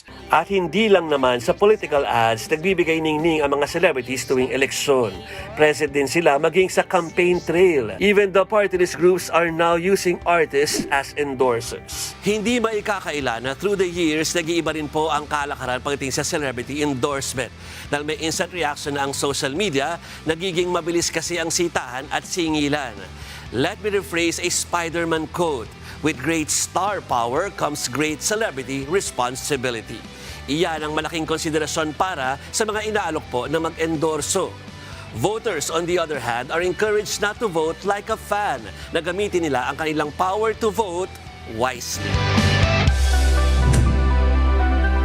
Oh, is this a good thing or a bad thing for you, Cito? Again, very specific to the Philippines. This election has been inspiring for me as far as celebrities are concerned. Because by and large, except for one or two ripples in the pond, so to speak, the celebrities have come out endorsing their respective candidates, respective parties. And it was clear that they were doing it because they believed in the person and the party and not because they got paid. Because in the past elections, it was highly commercialized. Obvious that a celebrity paid endorsements. But in this election, hats off to the general population of celebrities. They might not even be paid for all the effort that they put. Most of them were not. And I really admire that. It's a reflection of the Filipino people by and large. This election, I believe, brought out the good in us, regardless of the outcome. The campaign brought out the good in the Filipinos. Okay, well, on that note, let's get the pulse of the people through, of course, that channel you were mentioning earlier. Social media, very, very important. Let's check out Sprinkler with our data presenter, Paolo Del Rosario. Paolo, what have you got for us over in Teka. SOCMED? Ano ba yung sprinkler na naman yan? Sprinkler He will sa amin explain. is for gardening. Well, kasi yung sa gardening may E yun eh. Ito walang E. Sprinkler without the Sprinkler. E. Sprinkler just with an R. So let me explain just what sprinkler is. So sprinkler is how we collate data through different social media platforms. We look at Facebook, Twitter, Instagram. We even check out Reddit, Quora, WordPress, and of course, we also look at different news and blog sites. Now, when you look at this, of course, syempre, we cannot say definitely that the higher engagement necessarily means more votes for each person. But we take a look here who has the most engagement in the last 7 days. If you notice, there is a big spike last Saturday when all the meeting day advances happened. Of course, Facebook and Twitter were abuzz with a lot of the news. 1.5 million interactions there, as well as 900, almost a million over on Twitter. VP Leni Robredo with a lot of positive mentions. We actually have an algorithm just to see whether or not things are positive or negative. The things being said about the candidates are positive and negative. Of course, Leni Robredo right over here, as you can see, has a lot of positive mentions coming from Facebook and on Twitter. On the other end of the spectrum, though, former Senator Bongbong Marcos has a more than 50% negative mentions from these social media platforms, which is interesting to note considering that a lot of it actually happened during his meeting de avance last Saturday as well. Now, this is the overall reach of the presidentiables. As you can see here, a lot of it actually still coming from the news cycle, from a lot of reactions from different articles, from different videos coming from news bodies. And you see that Twitter and Facebook not necessarily the highest amount, produces the highest amount of content or the highest amount of mentions for these candidates. As we can see here, the hashtag cloud, Makati is pink, the hashtag used by Leni supporters during her meeting de avance, had a lot of mentions. In fact, the most last Saturday. And of course, you can see the strength of the Kakamping campaign coming from the Leni Robredo camp, really showing us that they really dominated social media at that point. Of course, again, we cannot emphasize it enough. Social media, the amount of mentions don't necessarily lead to the same amount of votes as well. But we have a lot to look at here, and we're gonna have the ability to look at this all throughout the election day and even the next day, just to figure out where the pulse of social media is at. Danie. Paolo, I have a question, no? Because theoretically, internet, social media should be the great equalizer, diba? The Filipinos have one of the most highest penetration rates of Facebook. We have more than 2 SIM cards per person here in the Philippines. Is that reflected in Sprinkler? The fact that it's inclusive, the fact that it's all social classes here searching these names, looking at these people, or is there still some sort of bias for those that have better access? Well, they're all in terms of the bias on who has the access. Of course, you're going to have to take a look at the internet access. How much of the population do have the internet access? Which social classes actually have the ability to reach these platforms? And of course, who puts a lot of stake into how much is being said over on social media. We even can now look at things like what people care about. There are a lot of people worried about the religious vote right now based on the last 7 days. And that does not necessarily mean that that is something that is going to affect this election in particular. And of course, when you mention the access and the amount of SIM cards that people can have to access social media, it does also tell us that just because there are, for example, we mentioned it a while ago that VP Leni Robredo was very much in the lead in terms of engagement here 2.6 million engagement. That doesn't necessarily mean that 2.6 million people are talking about VP Lenny over on social media. And of course, that also doesn't mean that for former Senator Bongbong Marcos, the 2.1 million mentions there doesn't necessarily mean that there are 2.1 million people talking about him over on social media But what as well. does engagement mean in this definition? Engagements are the likes, the retweets, the mentions, and the comments. All Again, of these taken all of into these things account. put in together. And of course, Whether bad or good, ha? whether bad or good. Okay. There's something, Paolo, I noticed in that presentation. Gas prices, zero engagement. Yes. Saan? Actually, it says over It makes here. you That's wonder right. about that. Sumurrender na ba ang Pilipino? Or are Walang they, shares and are likes. they living in denial? It's like, I don't want to even go there. That's my Actually, main issue, ha? That is a very good point. If you look at the election issues based on social media, again, religious vote being up top, the West Philippine Sea dispute as well, and you see here at the bottom, the gas prices, the war on drugs, political reforms are at the very bottom. You're gonna actually see a contrast in what would come up in the Pulse Asia survey in terms of what the voters do care about. So yes, it is a bit different. It is very different actually what you can see on social media from time to time compared to Pulse Asia. And of course, Would it be safe to say, based on that analysis, that our engagements in social media has nothing to do with our social problems? It's become more of a Paulo hates Cito, Cito hates Paulo. well, sir, first of all, I do not hate you. But when you look at all of this, Conditioned ka na. there is, you are right in the sense that, of course, the concerns of people on social media might be different from the people on the ground. Again, this has to be in connection with the access of internet, of social media. For example, those without access to internet and social media probably do not care about the things that the people with internet do have concerns about. Again, this is also very fluid, considering that it is very reactive to the current news. We saw a while ago that the engagement when it comes to the election issues and the religious vote is near the top.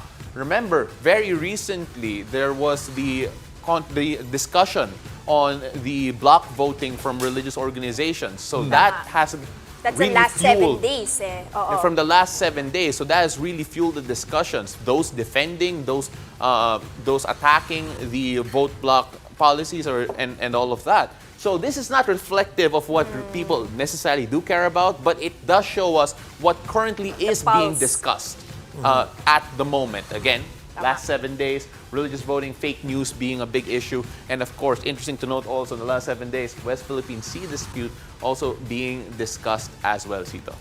All right. Thank you, Paolo. And like, you mentioned the gas prices. That was an issue a couple of weeks ago, 3 weeks ago. So I'm pretty sure na meron naman engagement on that ngayon. Like you mentioned, medyo tinanggap na muna. Okay, let's go for a quick break. This is Bilang Pilipino 2022 here on One News. All sides, all the time. Bilang Pilipino. Bilang Pilipino.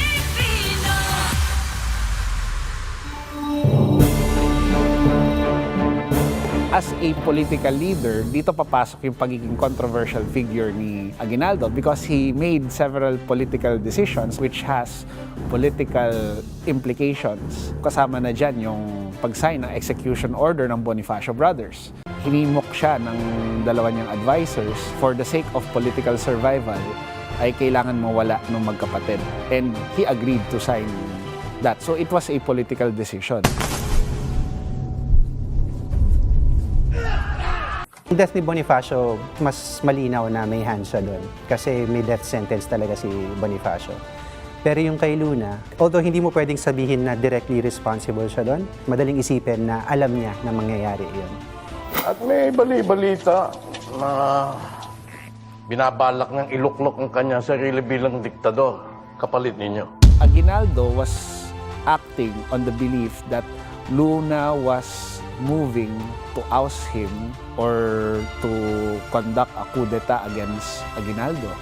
They claimed that there was a telegram. Aguinaldo said he did not send any telegram. It was Luna himself that sent the telegram. He was going there. And why would you kill somebody in your headquarters? It's so easy to kill him in the battlefield because you will be the main suspect immediately. Kung babasahin natin yung mga chronicles si Antonio Luna, pinagkakatiwalaan siya ni Emilio Aguinaldo. At naiinggit pa nga ang gabinete sa kanya, naiinggit pa ang mga general kasi itinaas ni Emilio Aguinaldo ang kanyang rango. Sabi nga, wala nang mahihiling si Antonio Luna para doon. Kaya sa akin palagay, yung pinalalaki lang yung issue nung kay Antonio Luna. No? Get to know the story and the legacy of the 16 presidents of the Republic. Chronicles, here on One News.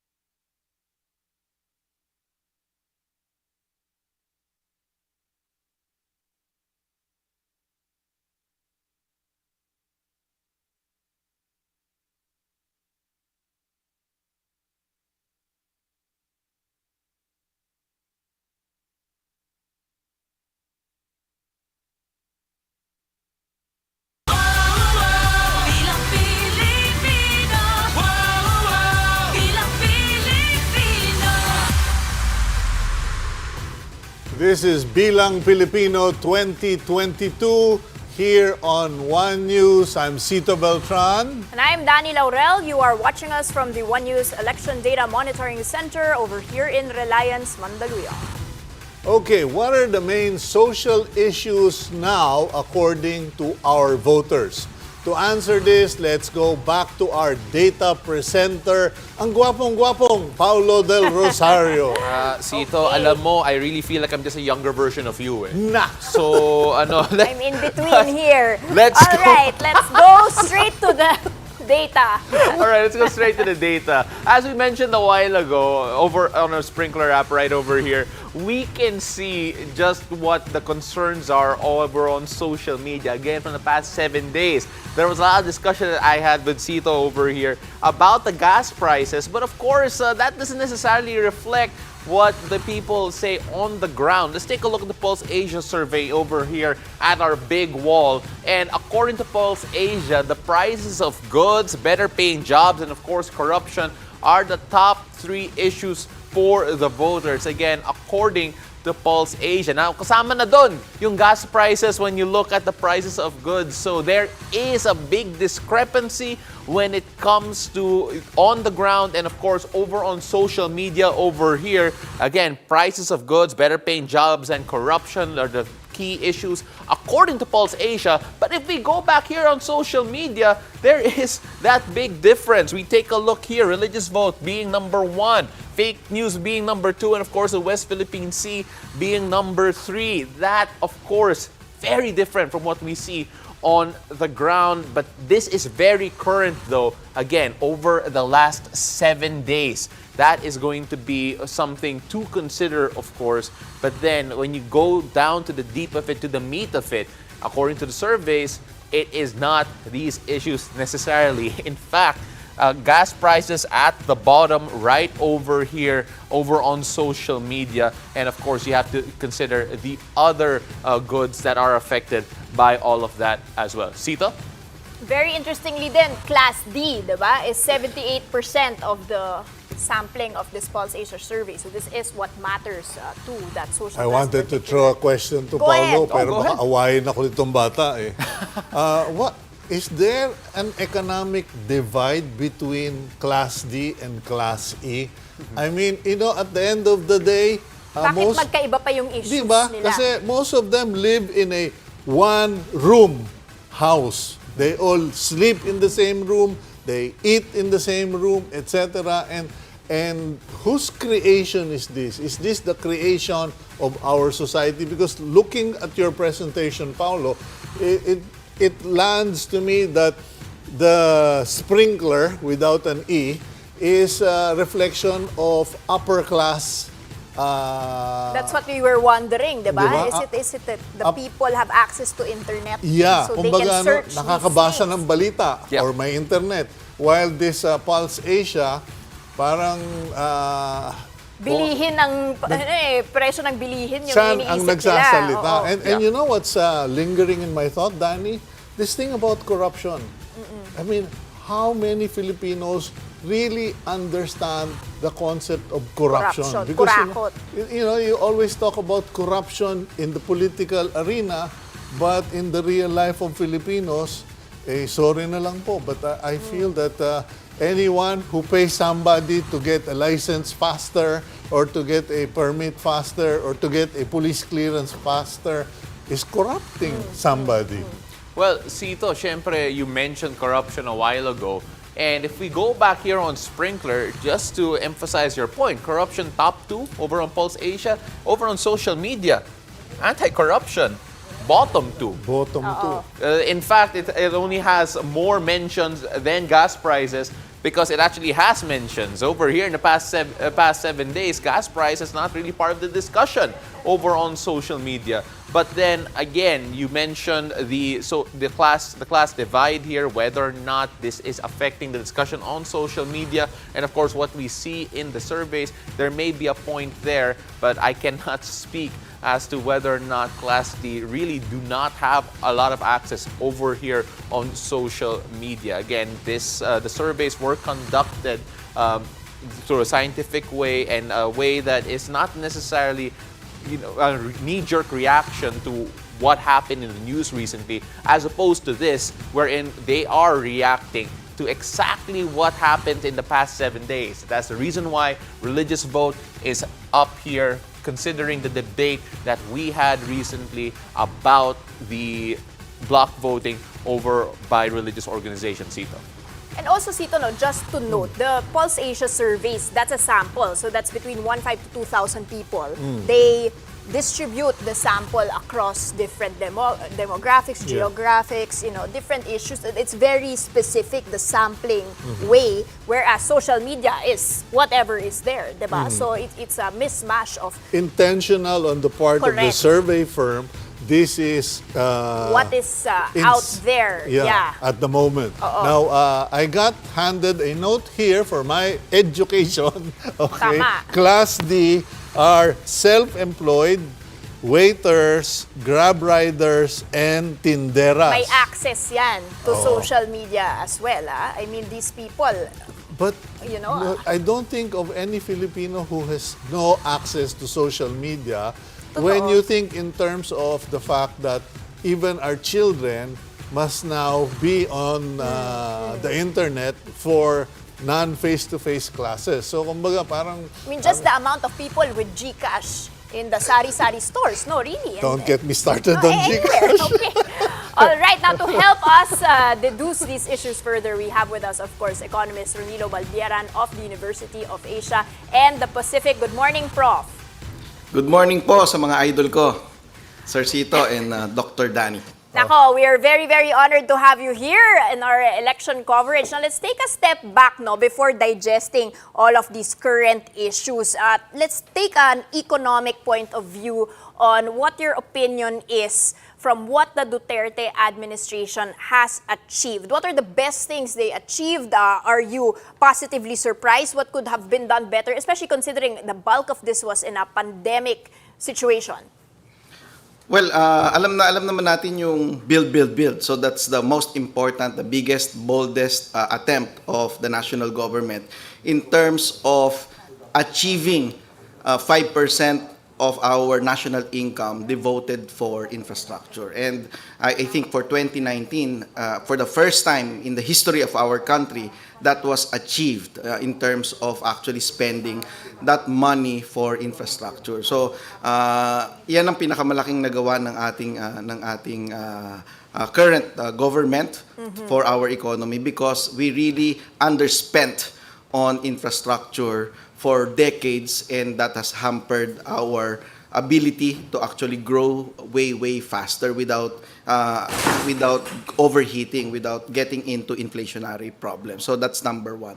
And then number two, that ability to actually have that quote-unquote peace and order in terms of the drug war. Of course, there are questions in terms of how it was implemented, but of course, we know from that particular slide, sa sprinkler slide, bumaba na siya.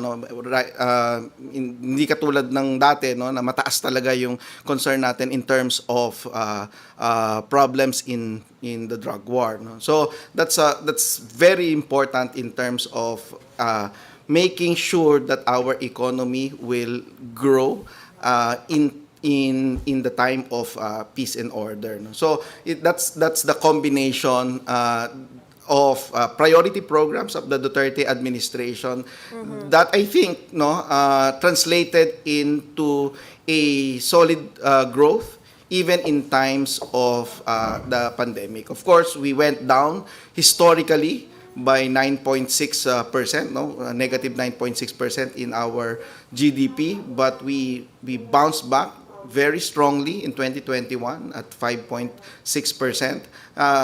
Also because of that foundation for our economy, and was helped by the Build program. So, yung palang napakalaki kasing multiplier nung construction industry, and in the middle of an anemic private sector construction, it was actually rescued by public construction through the Build, and our economy was rescued from so low GDP growth.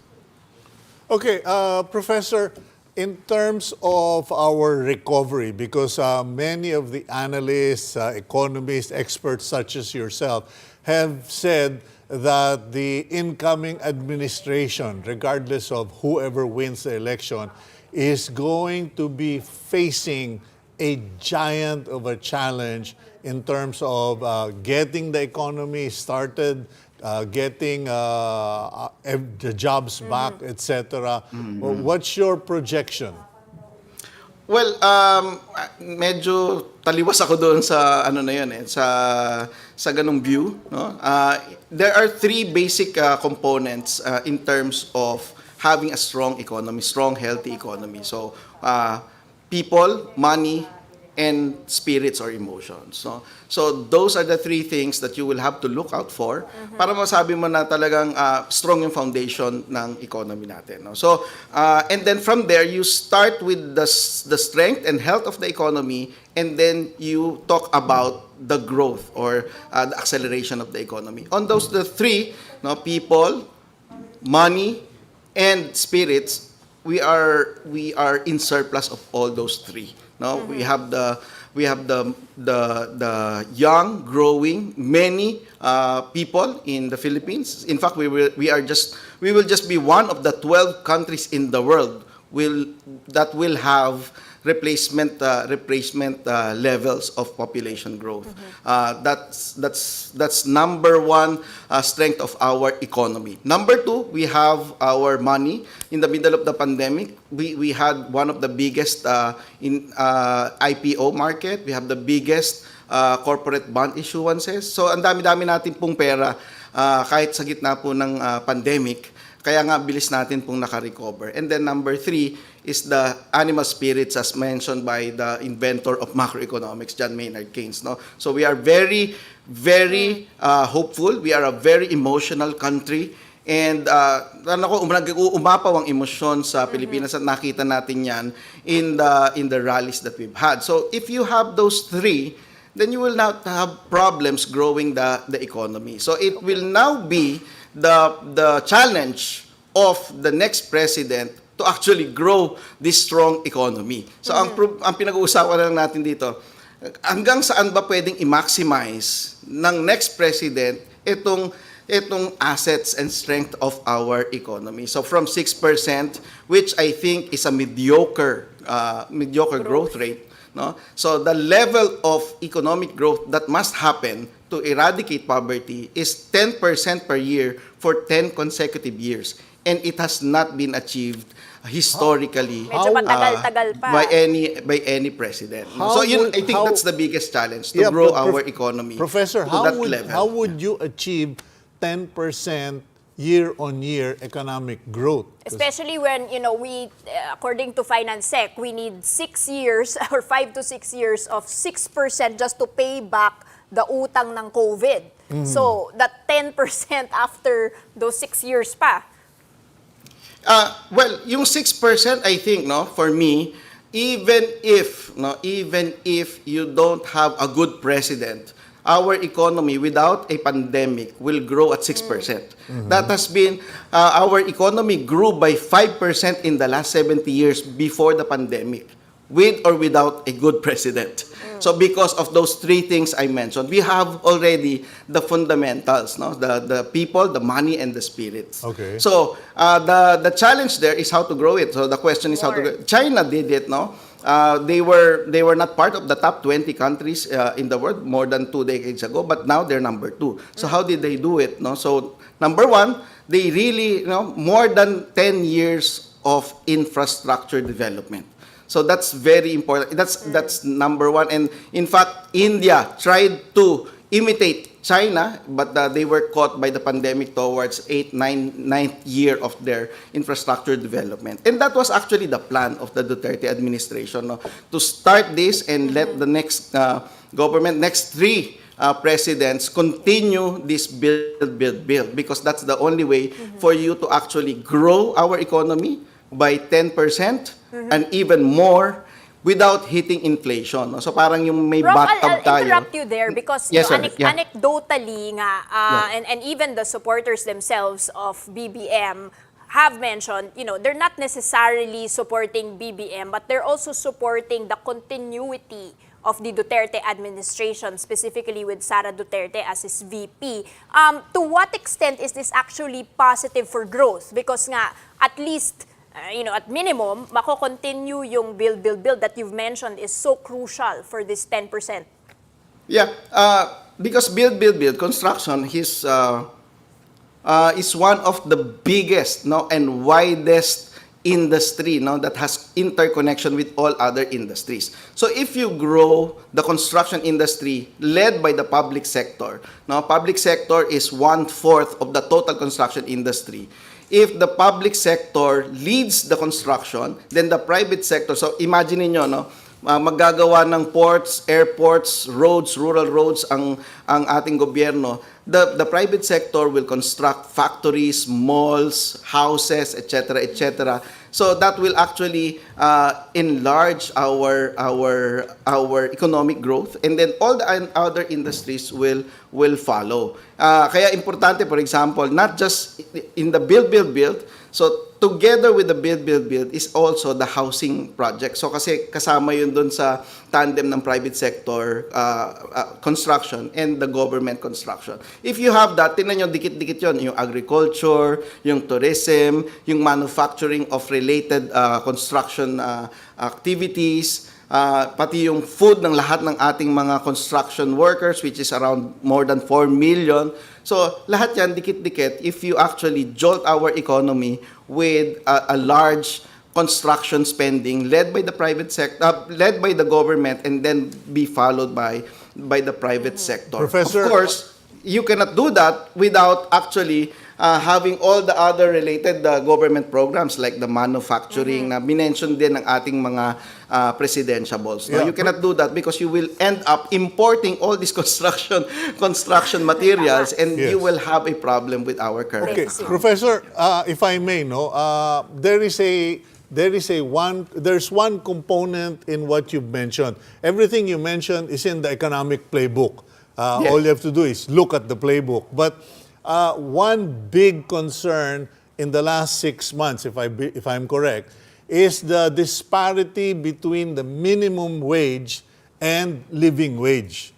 Sobrang baba na ng sweldo, and it cannot meet the needs the basic needs. Tapos, ang nangyayari pa, that is the biggest chunk of the population, the laborers. So, how do you fix that problem? Because you can have all of the construction, but if the construction workers, laborers, employees don't make enough money, they're not going to go and buy products. Yes, there are several items in what you mentioned, Cito. No? So, Cito, kasi unang-una, tama yung sinabi mo, kasi kinumpute ko 13 pesos, boss. 13 pesos per person per meal ang aabutin ng iyong minimum wage. Wow. Assuming you spend 50% of your minimum wage with food. No? But of course, sasabihin ng ibang mga analysts, hindi naman 50%, 80%. That means hindi ka na nagbabayad ng bahay mo, ng kuryente mo, ng tubig mo. No? So, 13 pesos per person per meal for a family of 5 for that minimum wage. So, I'm with you in terms of really getting emotional about this minimum wage. No? So, paano natin, step by step. Number 1, 6% growth cannot really support any increase in minimum wage. No? Kaya sinatawag ko yan na mediocre growth. Kailangan mag-grow tayo ng 10% to 12%. At sasabihin ng aking mga kaibigan, so Ronnie, hindi posible yan. 7 nga, 8%, hindi nga ma-achieve 10% ka pa dyan.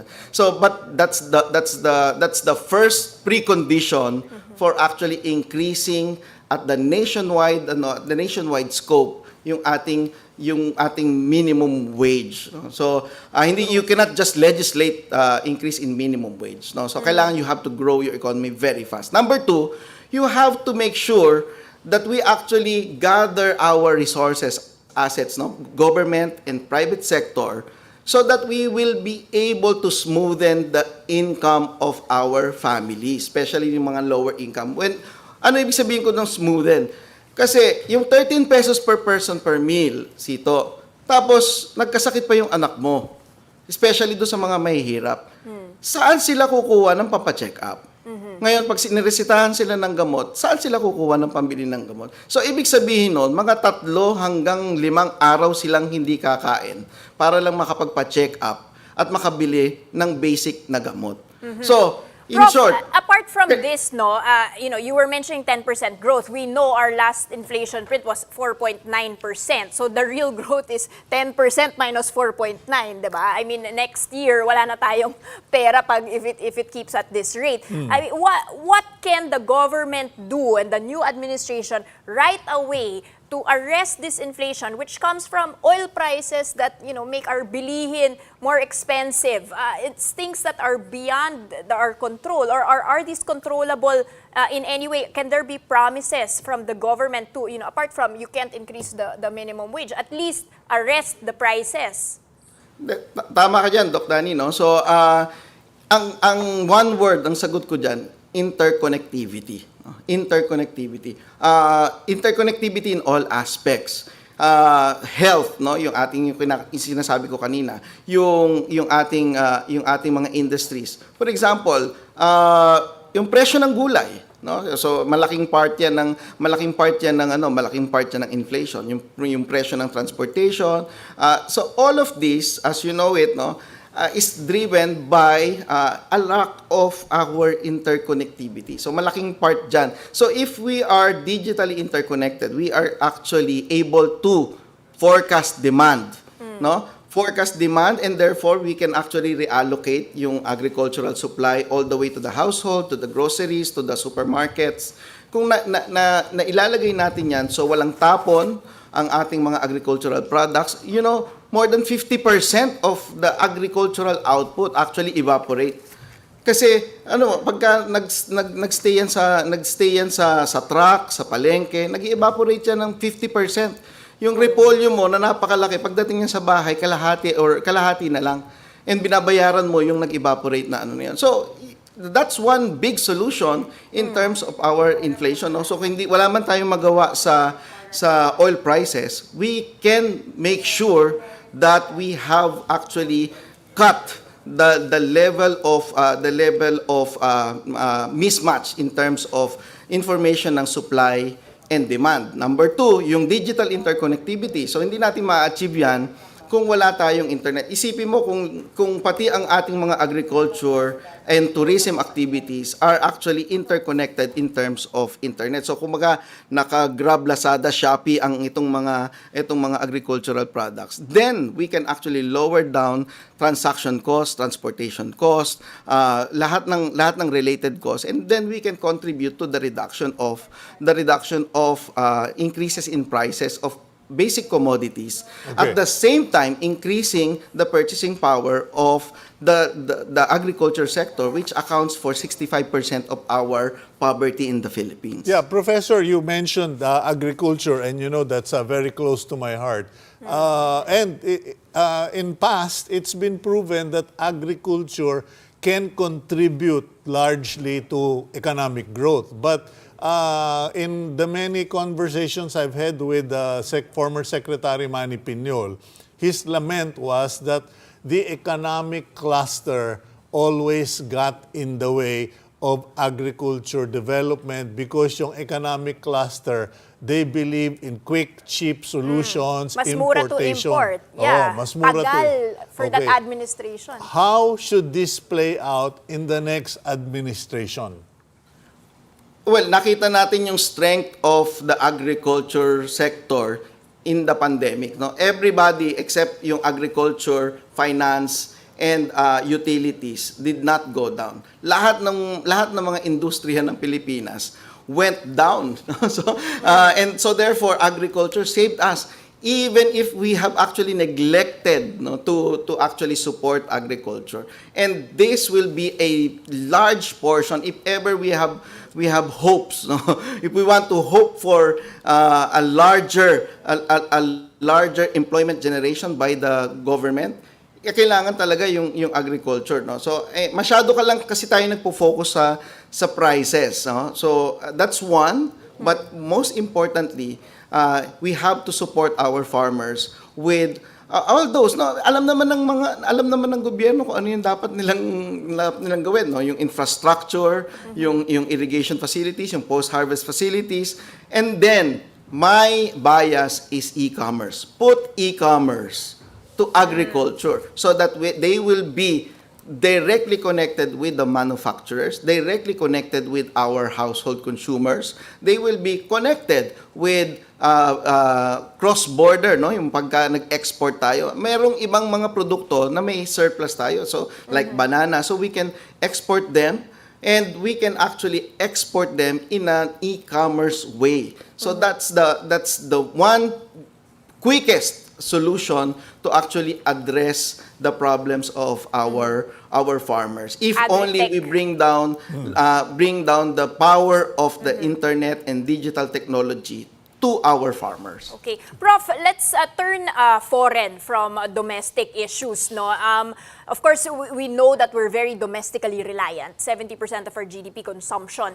But we also want to grow the FDIs sincerely. To what extent, the narrative, especially in international media, is if BBM does win, it's a return to power of the Marcoses. To what extent does this impact the foreign direct investments? Or have you seen historically that it doesn't matter naman kahit sinong presidente, as long as your economy is in a growth situation, you're a developing economy, investors are gonna flock here?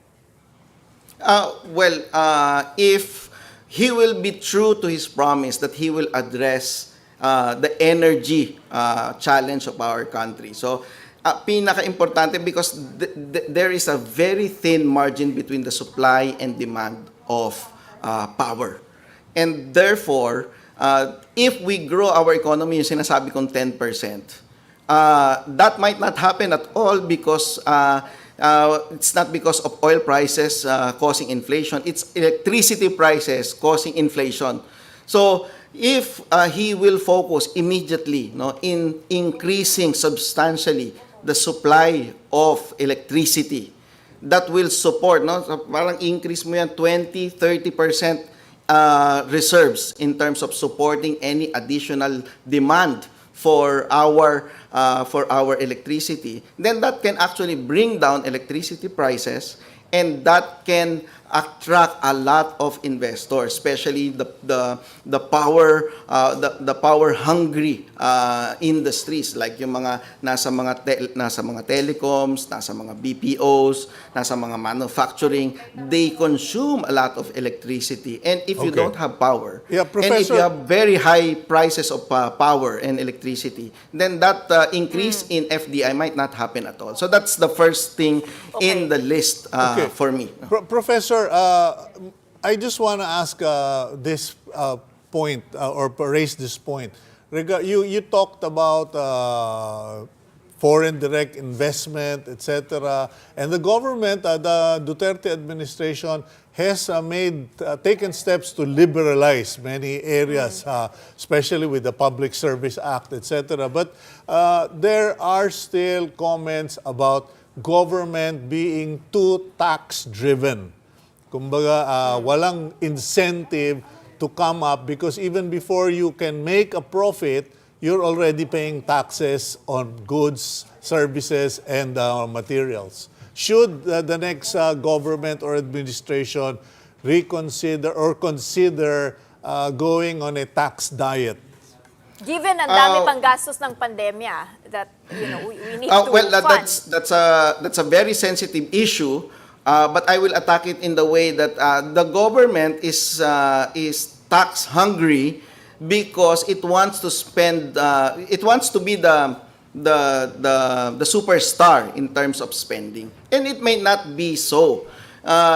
There's this thing called public-private partnership. So you don't have to spend it all, no? So kaya ka gutom na mag-tax because you want to spend on so many items. Like for example, healthcare. Kung i-gather mo lahat tong 110 million Filipinos and bid it out to our HMOs. So bababa yung lahat ng spending mo for healthcare, bababa yung spending mo because the private sector will actually be happy to offer it for free or for a very minimum fee. For example, infrastructure. Why do you have to spend for all those big ticket items, borrow money for all those big ticket items when you have more than 3 trillion pesos excess savings from the banking sector of the Philippines, no? Natutulog lang yung pera natin. And why don't you just activate that surplus amount for the PPP? Okay. So you Prof, don't really have to hold be those tax thoughts. hungry. Hold those thoughts because we will be getting back to those as well later on. So please do stay with us, Prof. Balbier, and we will be circling back to that discussion in just a while. Now, Cito, Paolo, we have been getting a lot of reports from voters who are facing problems with the vote counting machines over in their precincts. So what should voters do? Let's hear again from News 5 correspondent Greg Gregorio. Greg, mas okay na ba ngayon? Danie, as per report from Steering Committee Head Commissioner Marlon Casquejo, about 10 vote counting machines needed to be replaced as of 8:10 in the morning. And in situations like this, according to Casquejo, ballots that have been accomplished by voters will not be fed personally by the voters to the machine. What will happen is that the accomplished ballots will be secured and stacked by the election officer. And then it will just be included in a batch feeding of the ballots once the VCM or the machine is already available, or it could happen at the closing of polls. Danie? Greg, just so that people are not alarmed or, the situation does not get exaggerated, you're only talking about a handful of VCMs because I know that the COMELEC has over 1,000 backup VCMs. Yes, Cito, the reported number as of the last update is just 10 vote counting machines which came from scattered areas including Bawan, Batangas. And this is just a very small number of a machine compared to about 106,000 VCMs that are currently utilized for the conduct of the national and local elections. But then again, the Commission on Elections is addressing this issue because they are highlighting that the voting must continue even with this problem. Cito? Okay, wala bang problema sa kuryente, Greg? Cito, according to the COMELEC, there have been reports about on and off power supply in Bukidnon. But according to acting spokesperson Rex Laujanco, the Department of Energy has given an earlier assurance that they will secure supply of power or electricity in various areas in the country, especially during the conduct of national and local elections. But apart from that, they also have contingency measures. They have generator sets, and also the vote counting machines have external batteries that can be utilized once there is an unscheduled power interruption or there are no available electrical supplies. Cito?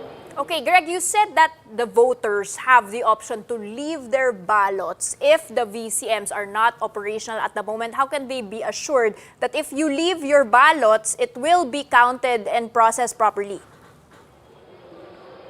Yes, Cito, yes, Danie, according to the rules of procedure of the COMELEC, these ballots that were not personally fed by the voters will be fed to the VCM in front of poll watchers. And if this is not enough for voters, according to the COMELEC, voters can also wait for the batch feeding for them to personally witness their ballots to be fed on the vote counting machines. Danie? Thank you very much. That was, of course, Greg Gregorio reporting to us live. We'll be getting back to you in just a moment. Now, let's put a pause in our conversation with Professor Balbier. And now, since the voting precincts continue to get busy, here are again some reminders we have during Election Day. Let's watch this. The COVID-19 pandemic has brought upon changes in our lives, including voting rules, making the 2022 polls unlike any election that had come before it. What do you need to know to make sure your vote gets counted? First off, when you receive your ballot, inspect it thoroughly. Make sure there are no tears, marks, or shades on it. When casting your vote, do your best to keep the ballot in good shape. And keep in mind the number of seats for every position. Remember that you can undervote or even abstain from voting for any candidate, but overvoting or voting for more names than seats available is a no-no. How does the ballot look like? Let's go through it. National positions first. There's the president, where you will vote for one candidate. Vice President, where you must also choose one aspirant. For senators, you can vote for up to 12 bets. And party list, where you can vote for one. This is located in the back page of the ballot, so make sure that you also check that out.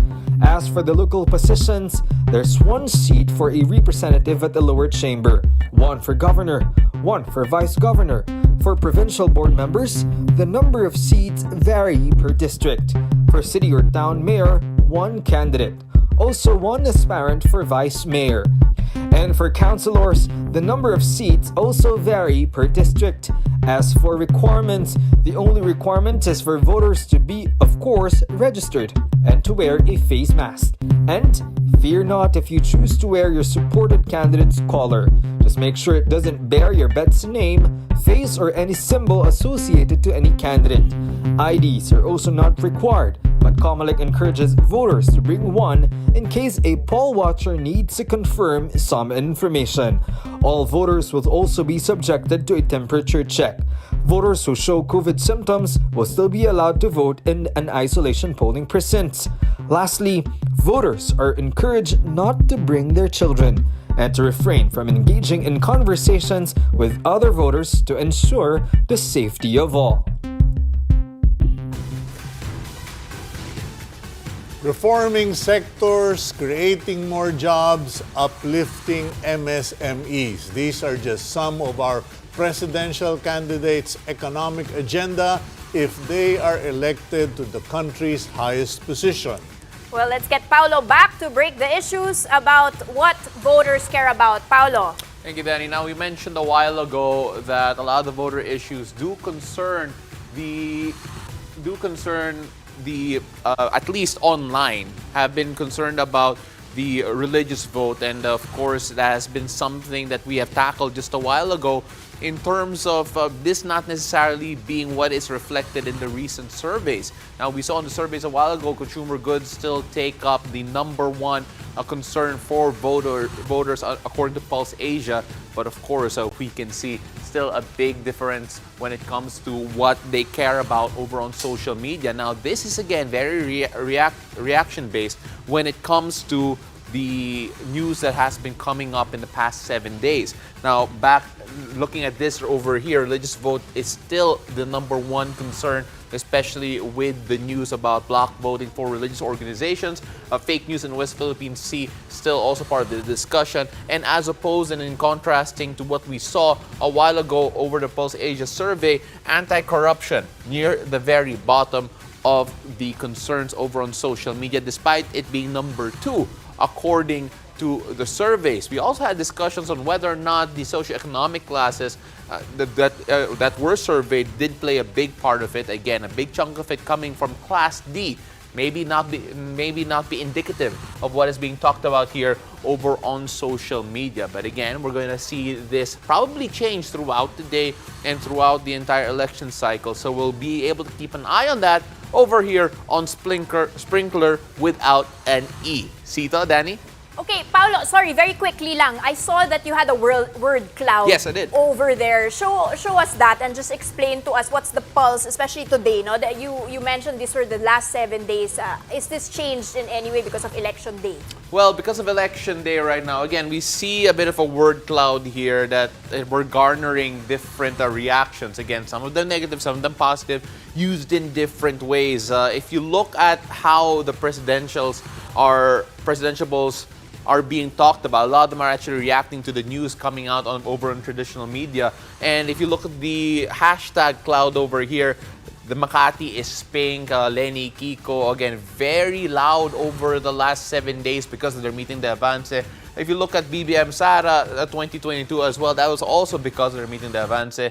And we also have the opportunity and the ability to look at each candidate in particular when it comes to media reach as well, just to see how many people are actually being reached by the post. VP Leni Robredo, looking at the numbers here, has a substantial lead, almost at beyond 50% of the mentions in the past 7 days. That's of course opposed to Senator Bongbong Marcos, Isko Moreno, Mayor Isko Moreno, and of course Senator Manny Pacquiao following up with that as well. And we're gonna see what people are talking about when it comes to them, looking at the particular word clouds of each candidate. Let's take a look at Bongbong Marcos over here. And this is, irregardless of it being positive or negative, we're seeing what other people are talking about right now. The number one mention is Marcos. Again, it's something that we expect. If you go to VP Leni Robredo,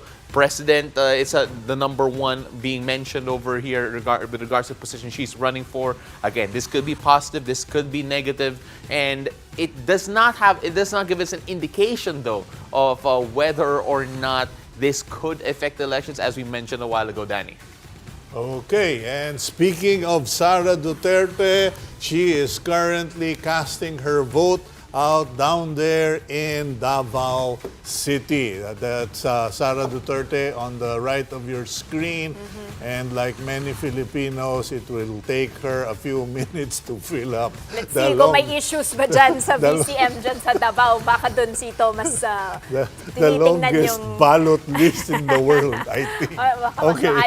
Alright, so again, thank you, Paolo, and thank you, Cito. Let's digest all of what you mentioned. Back to our economist, Ronilo Balbiera, and Professor of University of Asia and the Pacific. Hi, Prof. Welcome back. Welcome po. All right, Prof, I wanted to go back to the continuation plan because for me this is top of mind. Do you have any expectations whatsoever on the economic team? Who's going to be retained? Who do you want to be retained? Is there going to be a very quick shift in terms of who is going to be in the cabinet, particularly when it comes to economic issues? Well, immediately I want Secretary Ramon Lopez to be retained. No? So only because I'm very, very much close to him. At the same time, we worked on the e-commerce roadmap, no? And he entitled it Madali. No? So talagang for him, talagang malinaw yung vision in terms of ease of doing business, support for MSMEs. So yung mga pinangako ng mga presidentiables were really part of the priority programs of Secretary Ramon Lopez. No? So kung pipili ako na isa lang, kahit isa lang, medyo controversial yung iba. No? So at least ang bias ko is si Secretary Ramon Lopez of DTI. Okay, but are there personalities that's sticking out there that are being suggested thrown by the academe, the people who are considered experts in economics? Or perhaps some people that have been there throughout different administrations, diba? That are likely to still stay. Well, my bias is, for example, Dr. Bernardo Villegas, our co-founder, but of course he may not be interested, as well as Dr. Jesus Estanislao, who was the DOF secretary during the Aquino administration. He would be, I think, be a good DOF or DOF secretary or a BSP governor candidate. So for that, but I'm not sure if he's up to it. No, given his age, no, he might want to give it to some younger technical persons. No, but in terms of they have been there, nakita na nila lahat ito, nakita na nila yung effect ng mga experimentations on policies. I would suggest Dr. Estanislao as DOF secretary or BSP governor. Ayan, so meron na tayong mga pitches on who might be in the next cabinet and of course who is best prepared to undertake not just the key issues but also the key problems Napansin of ko, the economy. may bias si Professor Ron sa mga matatanda eh. Alam mo, magagalit sa'yo yung mga kaedad mo and younger. Bakit naman? No, because like, look at Veterans. Carl Chua, for instance. Very young but very competent. I'm sure that if you go through AIM, UP, Ateneo, LaSalle, Mapua, etc., we will still find a lot of young but able choices. Hindi nga lang talaga nagdi-deep dive into the selection process. Tama. And you could see, Cito, that even, from opposition areas, they do tout the strength of the economic team, and the continuity, as Prof. Balbieran has rightfully mentioned. So thank you so much for all of your insights. That was Ronilo Balbieran of the University of Asia and the Pacific.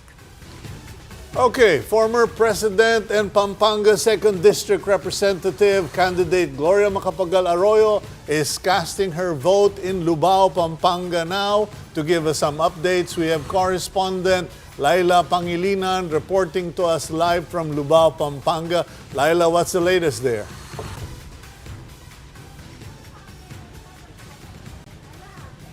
Good morning, Cito and Danie. Ex-President Gloria Macapagal Arroyo was accompanied by ex-First Gentleman Mike Arroyo, and they are done with voting. They've already casted their vote. They arrived here at 8:30 in the morning and immediately proceeded to their respective voting precinct. It only took them less than 10 minutes to cast their votes. Cito and Danie, the ex-President Gloria Macapagal Arroyo is also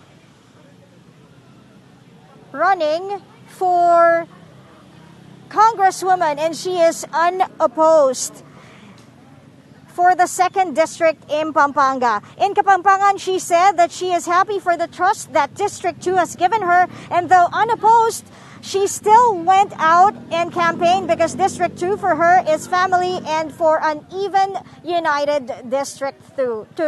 Cito and Danie. Okay, that's... So running unopposed, one of, I believe, 80. Let's check in later on the data of the unopposed candidates, but sure win for former Speaker and former President GMA. Okay, thank you, Laila Pangilinan, News 5 correspondent in Lubao, Pampanga. Okay. So we will be back after a few messages. This is Bilang Pilipino 2022, all sides, all the time. Bilang Pilipino. Bilang Pilipino.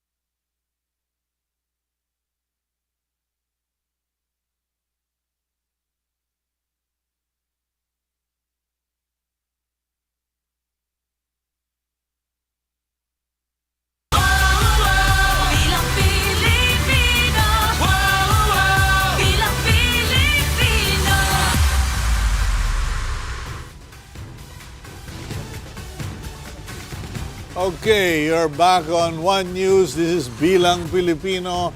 And right now, we are doing live coverage all over the country. And that's Sara Duterte being almost mobbed by the media there in Davao. And that's really ironic considering there's supposed to be a rule of no cameras, but everybody's camera is out there covering Sara Duterte.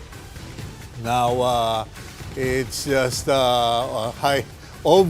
quite obvious that all notions of social distancing, public health protocol has been waived.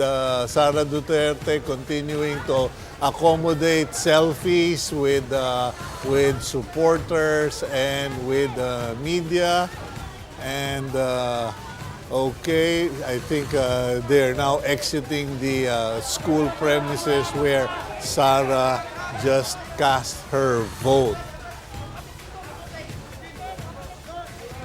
Okay. So,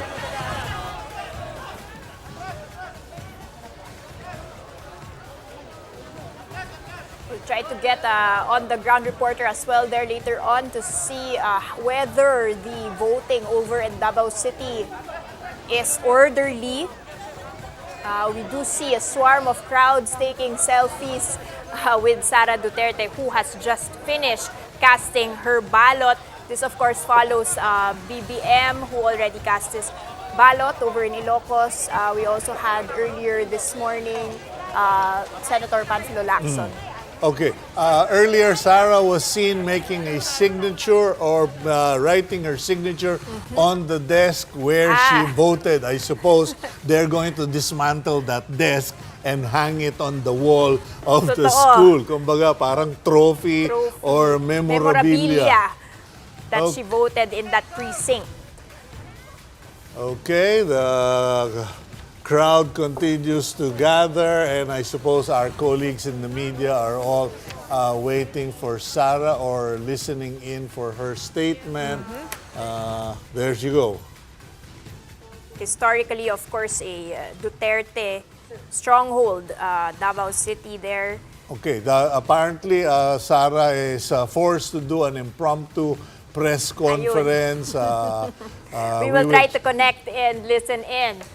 Alright, let's see whether we can get that feedback. Mga tumulong simula noong January sa aming kampanya at ngayon sa ating bansa. And I hope that everyone will go out and vote today and we pray for an honest, orderly, and peaceful election. Ma'am, nagkausap po kayo ng Presidente bago sa araw na sa Hindi pa po kami nagkausap ni Pangulong Duterte about politics. Pero sabi niya, kinampanya ka na nung pinapag-attend po ng meeting ni Agassi ng Hukong. Ano po masasabi niyo dito ngayon? Yes, opo. Nagpapasalamat po tayo sa Pangulong Duterte sa kanyang pag-ikot at pagpangkampanya po para sa aking kandidatura.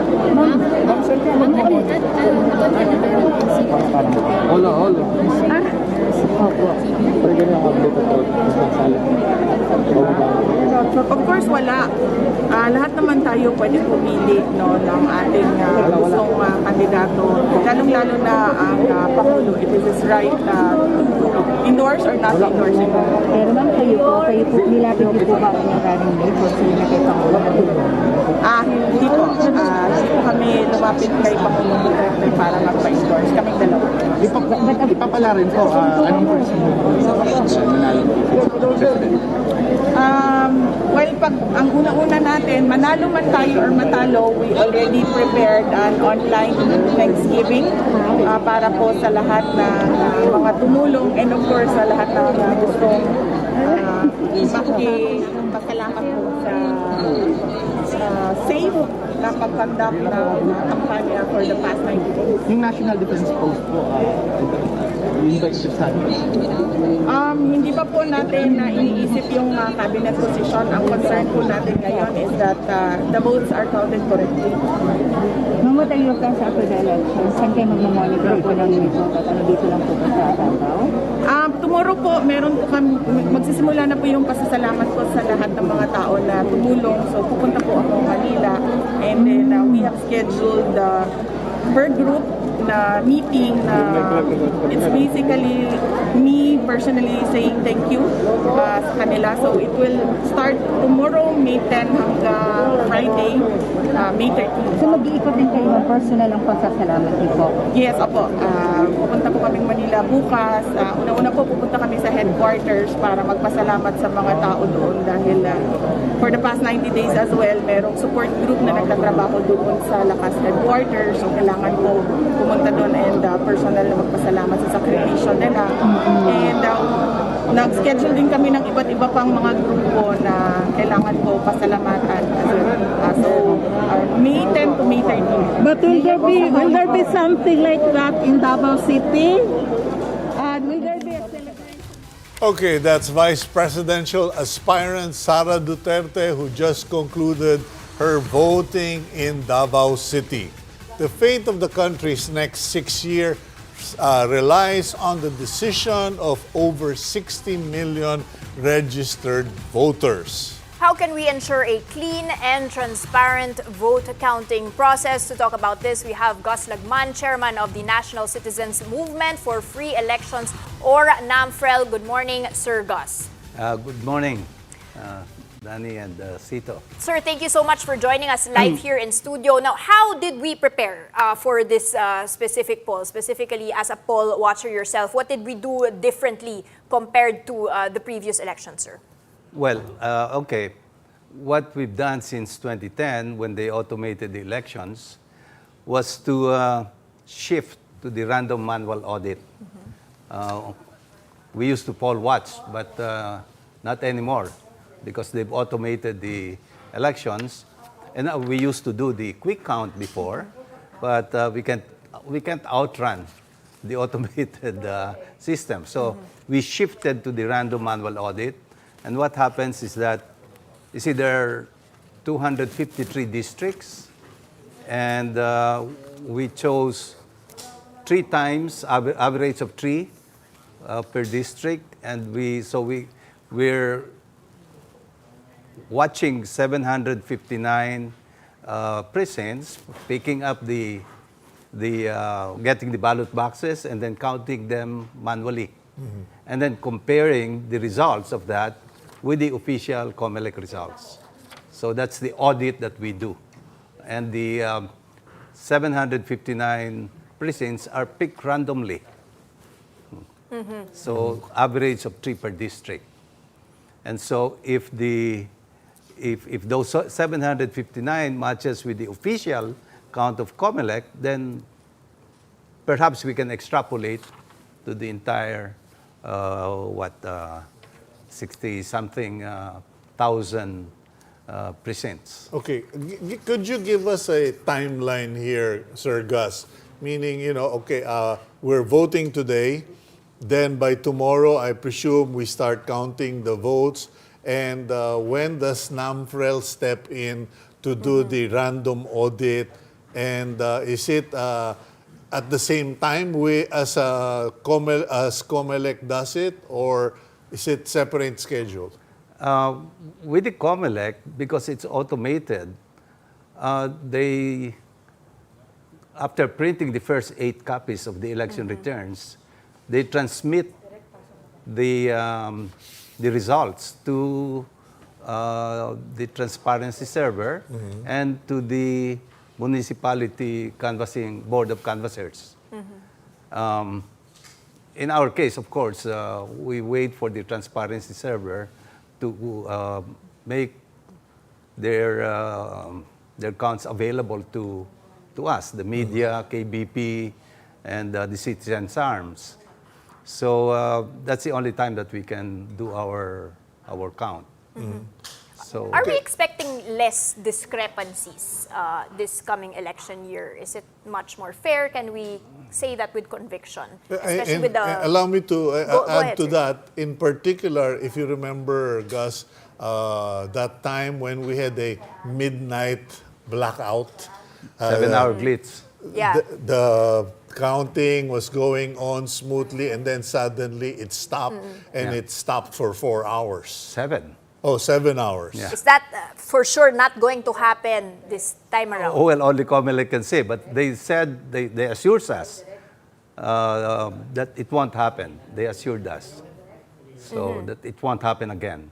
Well, the problem with that 7-hour glitch was not so much the glitch itself, but to me, the problem was that they didn't come out explaining what was going on. So people were just waiting for an explanation at least, but they didn't. They didn't come out, and it was way after, I think a day or two later, that it was explained. And the explanation was not even, the spokesman said, nabulunan yung BCM, no? Which is not an explanation at all, you know. Okay, sir, were we prepared for this possibility of the VCM machines not working? Were the poll watchers already, do they have contingency plans of this? Of course, they have to make sure that the ballots na hindi pa ini-insert are staying there, are not being tampered with. Yeah. To what extent was this prepared for? Well, machines are machines, and they can fail, right? So I think the protocol there is for the electoral board in that precinct to go to a nearby precinct and wait for them to finish, and then that they would feed the ballots there because theirs is not working. So that's the protocol that they're going to follow. Sir, but why is this even happening in the first place? Well, like I said, machines are machines. Are machines. Okay. They can fail, but of course, they refurbished these machines. And by the way, Are there testings ba, sir? Like, yesterday or right before na... Oh yeah, hindi yan yeah. It They just had so a happened. final testing and sealing 2 or 3 days ago. All right, So and they were that's working done. perfectly, and it just so happens today. Yeah. All right. Okay, you were talking about individual machines, but what about the system? What guarantee do we have that there won't be an overload or there will be no disruption, either power, transmittal, Internet. etc., internet? Okay. All those have been tested. And they also have gensets that are available in case there's going to be a power outage in an area. They have spare machines. So if something goes wrong, they can replace that. And like I said, the protocol is that if even that fails or there are no extra machines, they can go to the nearby precinct and share the, wait for them to finish and then feed the ballots from their precinct into that machine. So that's the protocol. We're hoping that nothing untoward would happen, especially with the machines. Remember that there was a source code review that was not only 1 day. It used to be 1 day, if I recall correctly. This was all the way up to election day. They're allowed to review the source code. What about those hackers that were arrested, Gus? Because I've heard a few commentaries in media where that is still an issue that's floating in the air. Yeah. What damage did those hackers really do to our process, to the system, etc.? As far as I know, that happened in January. And what they were able to hack was the machines at the service providers of, storage or wherever, somewhere in Santa Rosa, I guess. So it's not Comelec that was attacked. It was the machines at Smartmatic's office. Okay. That's the story that came out later.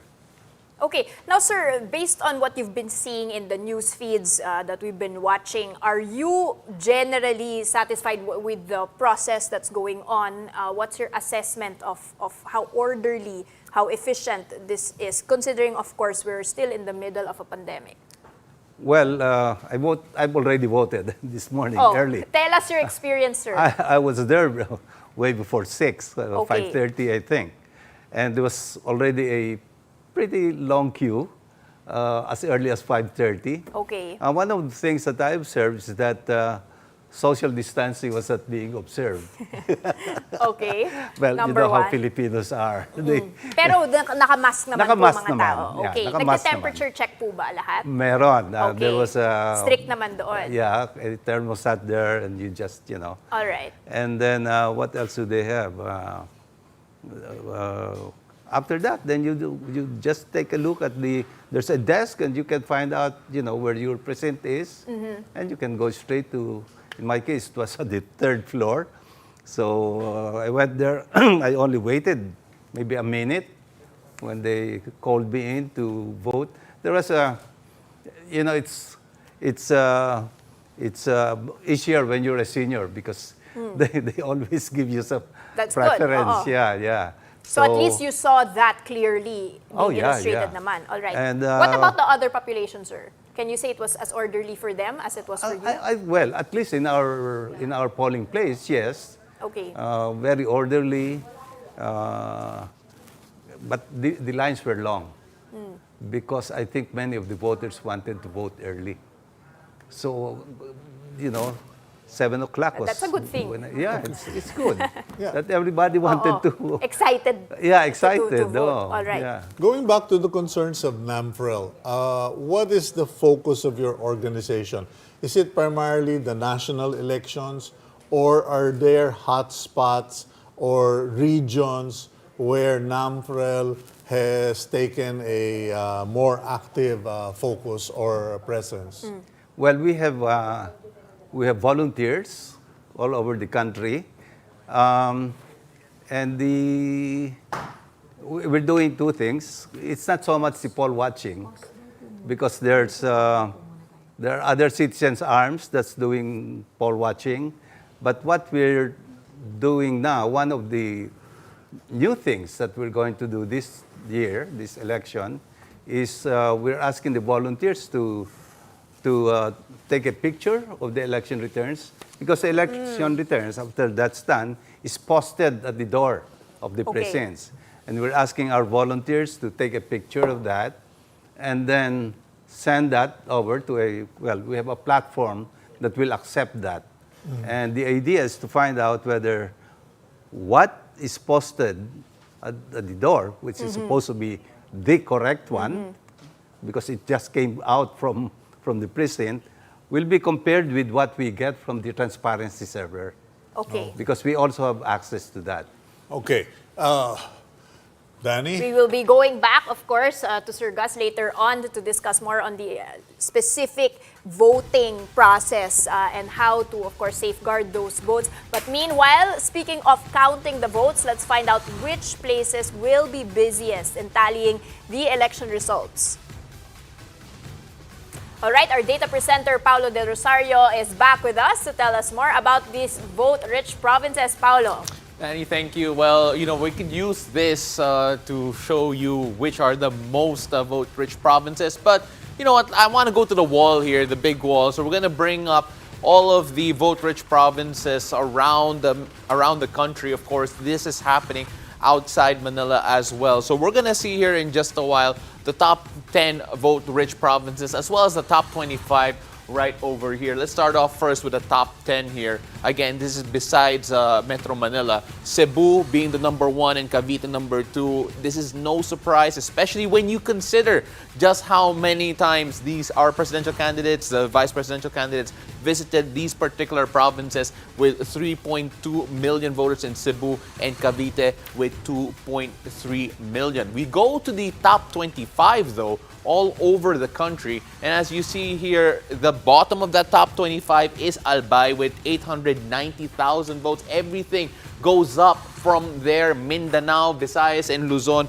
If you look at Luzon, there are around... if you look at the Luzon and the provinces there are a big chunk of provinces with over 1 million registered voters. They're up for grabs. In Visayas, there are 6 vote-rich provinces. And of course, in Mindanao, there are 20 vote-rich provinces to be won by the presidentials and the vice presidential candidates, as well as the senators. And we're going to go now to the interactive board here just to show you just how much votes we have in the different areas. As I mentioned a while ago, Albay right over here has around 890,000 votes. And of course, the number one will have to be Cebu, right over here with 3.2 million. Again, these are the places that the presidential, the vice presidential, all the national candidates have been trying to win over in the past few months, trying to make sure that they consolidate those votes and find a way to win in this year's election. Cito, Danie? Okay, thank you very much, Paulo. And that explains why Cebu always comes in as the indicator, one of the indicators on the final outcome of the presidential election. Anyway, let's continue our earlier discussion about the country's voting process. Again, we have NAMFREL Chairman Gus Lagman. He is still with us. Now, Sir Gus, which areas, based on this, are you putting as many volunteers as possible, and are you guarding most closely? Well, as I said earlier, we're not very much into poll watching at this time. Not anymore. Yeah. Unlike Before. 84, 86, we're more into finding out whether what results are there at the precincts are the same as the results that have been transmitted Okay. to the transparency server. In other words, something might happen during the transmission, and so that's what we're into right now. We have an app where a volunteer can take a picture of the election returns, and then send that over to our platform. Go ahead. Having said that, Gus, what's your future like as far as NAMFREL is concerned? Because it is during this campaign when I heard that one of the presidential candidates allegedly said, we don't need election watchers, we don't need any of these people because it's automated, it's all computerized, so we should trust the system. But is this the trend that ultimately it will all be machine driven and one day there will be no more NAMFREL? That's what I've been praying for, that we would That we get to that level. We would obsolete ourselves. I mean, if nobody cheated, True. and True. and if the system is so foolproof that nobody, it will be difficult to cheat, then we would be obsoleted, and I'd be happy to. Sir, does this exist in other countries in the world? I mean, is this a standard practice to have poll watchers? Where are we when it comes to that? Politics here is different from the others, except maybe like in the U.S., Florida is maybe as hot as we are. And there are reports that there had been cheating in some areas in Florida. So, but in the rest of the U.S., for example, I mean, there's hardly any. It's not even a holiday there. Election day is not even a holiday. You're at work, you take off for lunch, and then you vote, and then you go back to you. The voting turnout there, they're happy when it reaches 40%. Here, we go past 80%. I mean, that's... But what's our objective, sir? Do we want to have as many people registered, or do we want to have, or as many people vote, Because we're one of the few ones that have this registration system, but some people can't vote if hindi na register, di ba? Parang medyo magulo. Other people, you just show up. Other countries, you just show up. But then again, we want to have this to be able to guard those 65 million people rather than have it open to more people but not be able to guard the votes. Not only that, we want as many of the qualified voters to vote so that the results would be reflective of the people's will. It's not just by 30% or 40%. We want that to be reflective of the people's will. That's our target.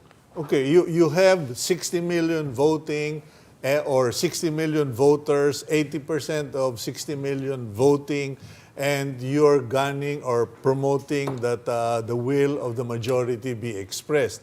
But there is this school of thought that if you have 5, 6, even I think we've had as many as 8 candidates for president running, and that that more than half of them are losers.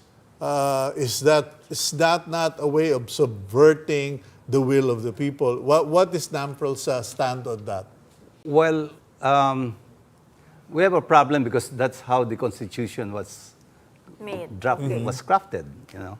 But personally, I wish there would be a runoff. In other words, there are 10 candidates, then the top 2 would have a runoff.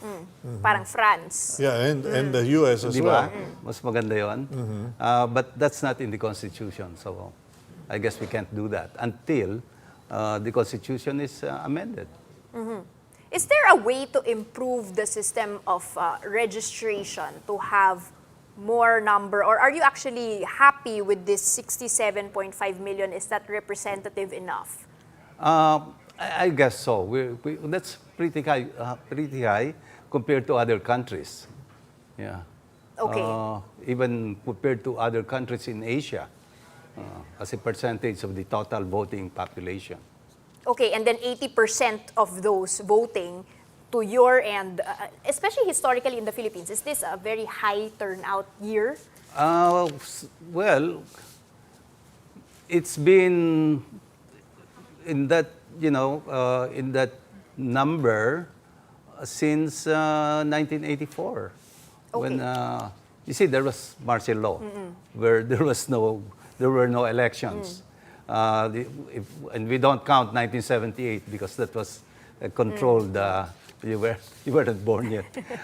So 1984. I was in EDSA too. 1984 for the Batasan elections, that was a pretty good indication. 25% of the opposition won. Whereas in 1978, they were 0.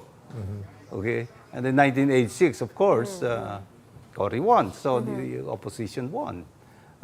So since that time, I think there have been improvements in our system. What about the final tally or the declaration of a winner? Because I think there's no voting age Filipino who did not have pre-election anxiety. I know I was bedridden yesterday with angina from all of this, and this is just too stressful for many of us. But now I've lost my thought. I was reminded of my angina. Oh no! That happens to be very often. So. No, but in terms the will of the youth to go the out. outcome of the vote, are you worried that there will be a delay because this is some say there's a big difference, but some say that it's beginning to become a close race? Well, first of all, there's the rule that it ends at 7 o'clock in the evening, and they will allow about 30 meters. Yeah. That's the voting, and then they start the the process of tabulation, and like I said, after printing out at the precinct level, after printing out the first 8 copies, they transmit to the central server, and then they print another 22 copies. Yeah. Total of 30 copies. And this will go to specific groups of people, parties, They can do their own tabulation. What I wish there was that the political parties also be provided with digital results, so that they can more easily do their own tabulation, compare it with the results of canvassing. But as it is, all they get is the printed copy. Yeah. I'm not sure if they get a digital copy at this time. Sir, have you seen what they call a failure of election ever happen, and in certain areas? How do you define this, and what can be done if this does happen? How do you define a failure of election? I think that has happened, and it's mainly because of violence. And these are in isolated areas, hotly contested, and there will be trouble and violence, and then they would declare, COMELEC would declare a failure of elections in that area. And then they would schedule another election day for that area. Sir, what about this one you were mentioning in Mindoro, diba? You cannot access, the roads are blocked. Today? Yes, Yeah, you were in some mentioning provincial in some provincial locations. areas, kung mahirap puntahan ng presinto, is that going to be considered as a failure? Well, if a great majority of the voters are not able to reach their precincts, then COMELEC might declare that to be a failure of election. Like in one area, the only bridge to connect the town is down. Yeah. Sir, what happens in that case? They will schedule another one. Another When does for that that happen? only for that area. When and where, sir, would that occur? That has happened in the past where they would have a failure of elections in a particular municipality or certain precincts in a municipality or city, and then they would run another election for that area. That has happened in the past. During this period as well? Not this year. Yeah. Okay. Sir, another question on the COVID protocols. No, there's still an issue. What if your temperature is high, or I don't know ba? Do you have symptoms? Hindi pa papasukin? Ano po yung nangyayari? I mean, in practice, ano pong ginagawa? Yeah, they would be led to an IPP. Isolation facility, polling place. Okay. There's a room in the polling place. Is this in every district, sir? There's an isolation place? In every polling place. By polling place, that means a school. Correct. No? So and may the precincts isolation are in the rooms of that school. Okay. So there's, I saw this morning, isolation polling place. There is an EAPP, emergency access, something. Nakakatakot naman pumasok doon. Polling place. Lahat sila nandun. Hindi. It's not embarrassing. It's not scary. It's embarrassing. Anyone who is tested positive for COVID, and then people start whispering, "Oh, ma'am, can you please go with the isolation?" All right. Gus, if you would, may I know what? In terms of the composition of NAMFREL now, what is the future of NAMFREL if you are no longer needed for tabulation, auditing, etc.? Because I was having this talk with Paulo earlier and our guest, the Attorney Carlo, and I was saying that the principal defect in the Philippines is that we have political parties that don't have members, only politicians. Now, do you see NAMFREL evolving into a new creature, so to speak? Well, first, the poll watching. If all the voters would just watch by themselves without having to belong to an organization, then organized poll watching won't be necessary. You know, so and I personally would encourage that. So you don't have to be fielding volunteers. The people themselves would watch the polls. No? And then the counting, of course, the source program is reviewed, and unless there are some things that I wish would happen in that source code review, because something can happen between the time that they say this is good and election day. I think there's two to 3 days, and anything can happen during those 2 to 3 days. But we've had that suspicion time and again. Every election, there's always that suspicion. Yeah. But has that suspicion ever been substantiated or proven true? No. That's why it's important that we trust the commissioners of the COMELEC. But sometimes something like what happened a month or so ago when the ballot printing, they disallowed the observers from witnessing the ballot printing.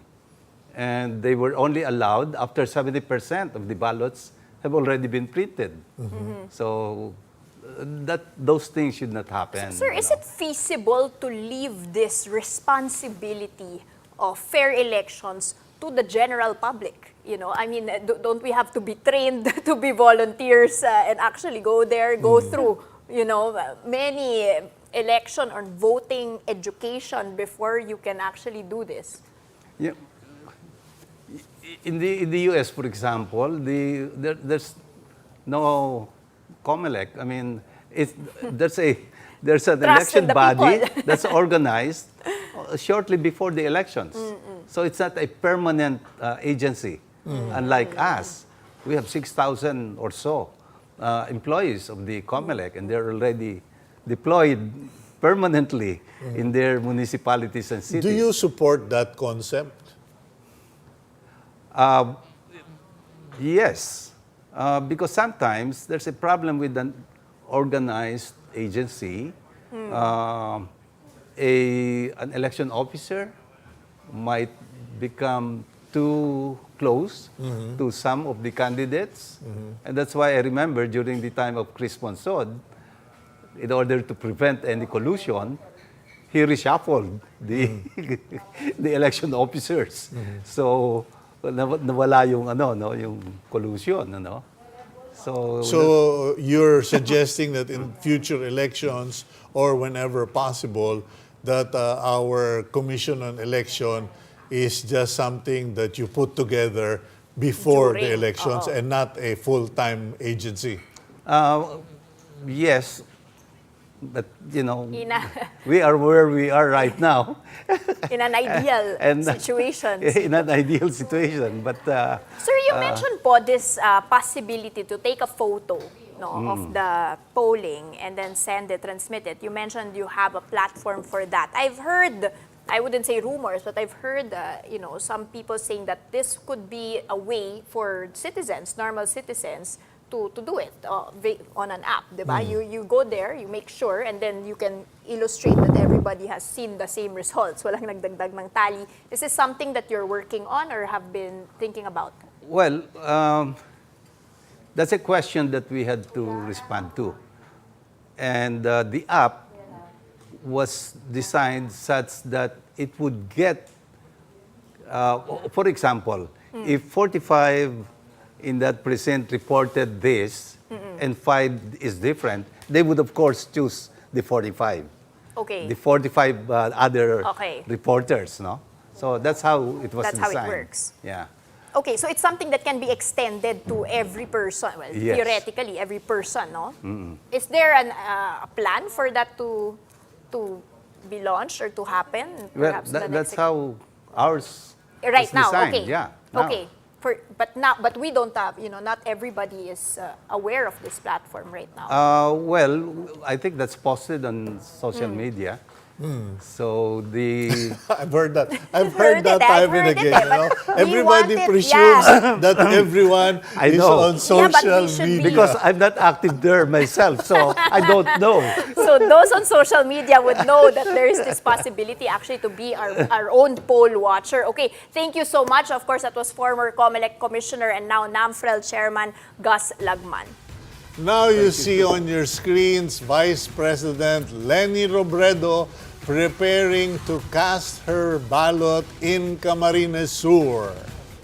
Okay, right, here we have medyo, I think things are getting warmer by the hour. 10 a.m. So 4 hours since the polling stations have been opened. Vice President Leni Robredo casting her vote.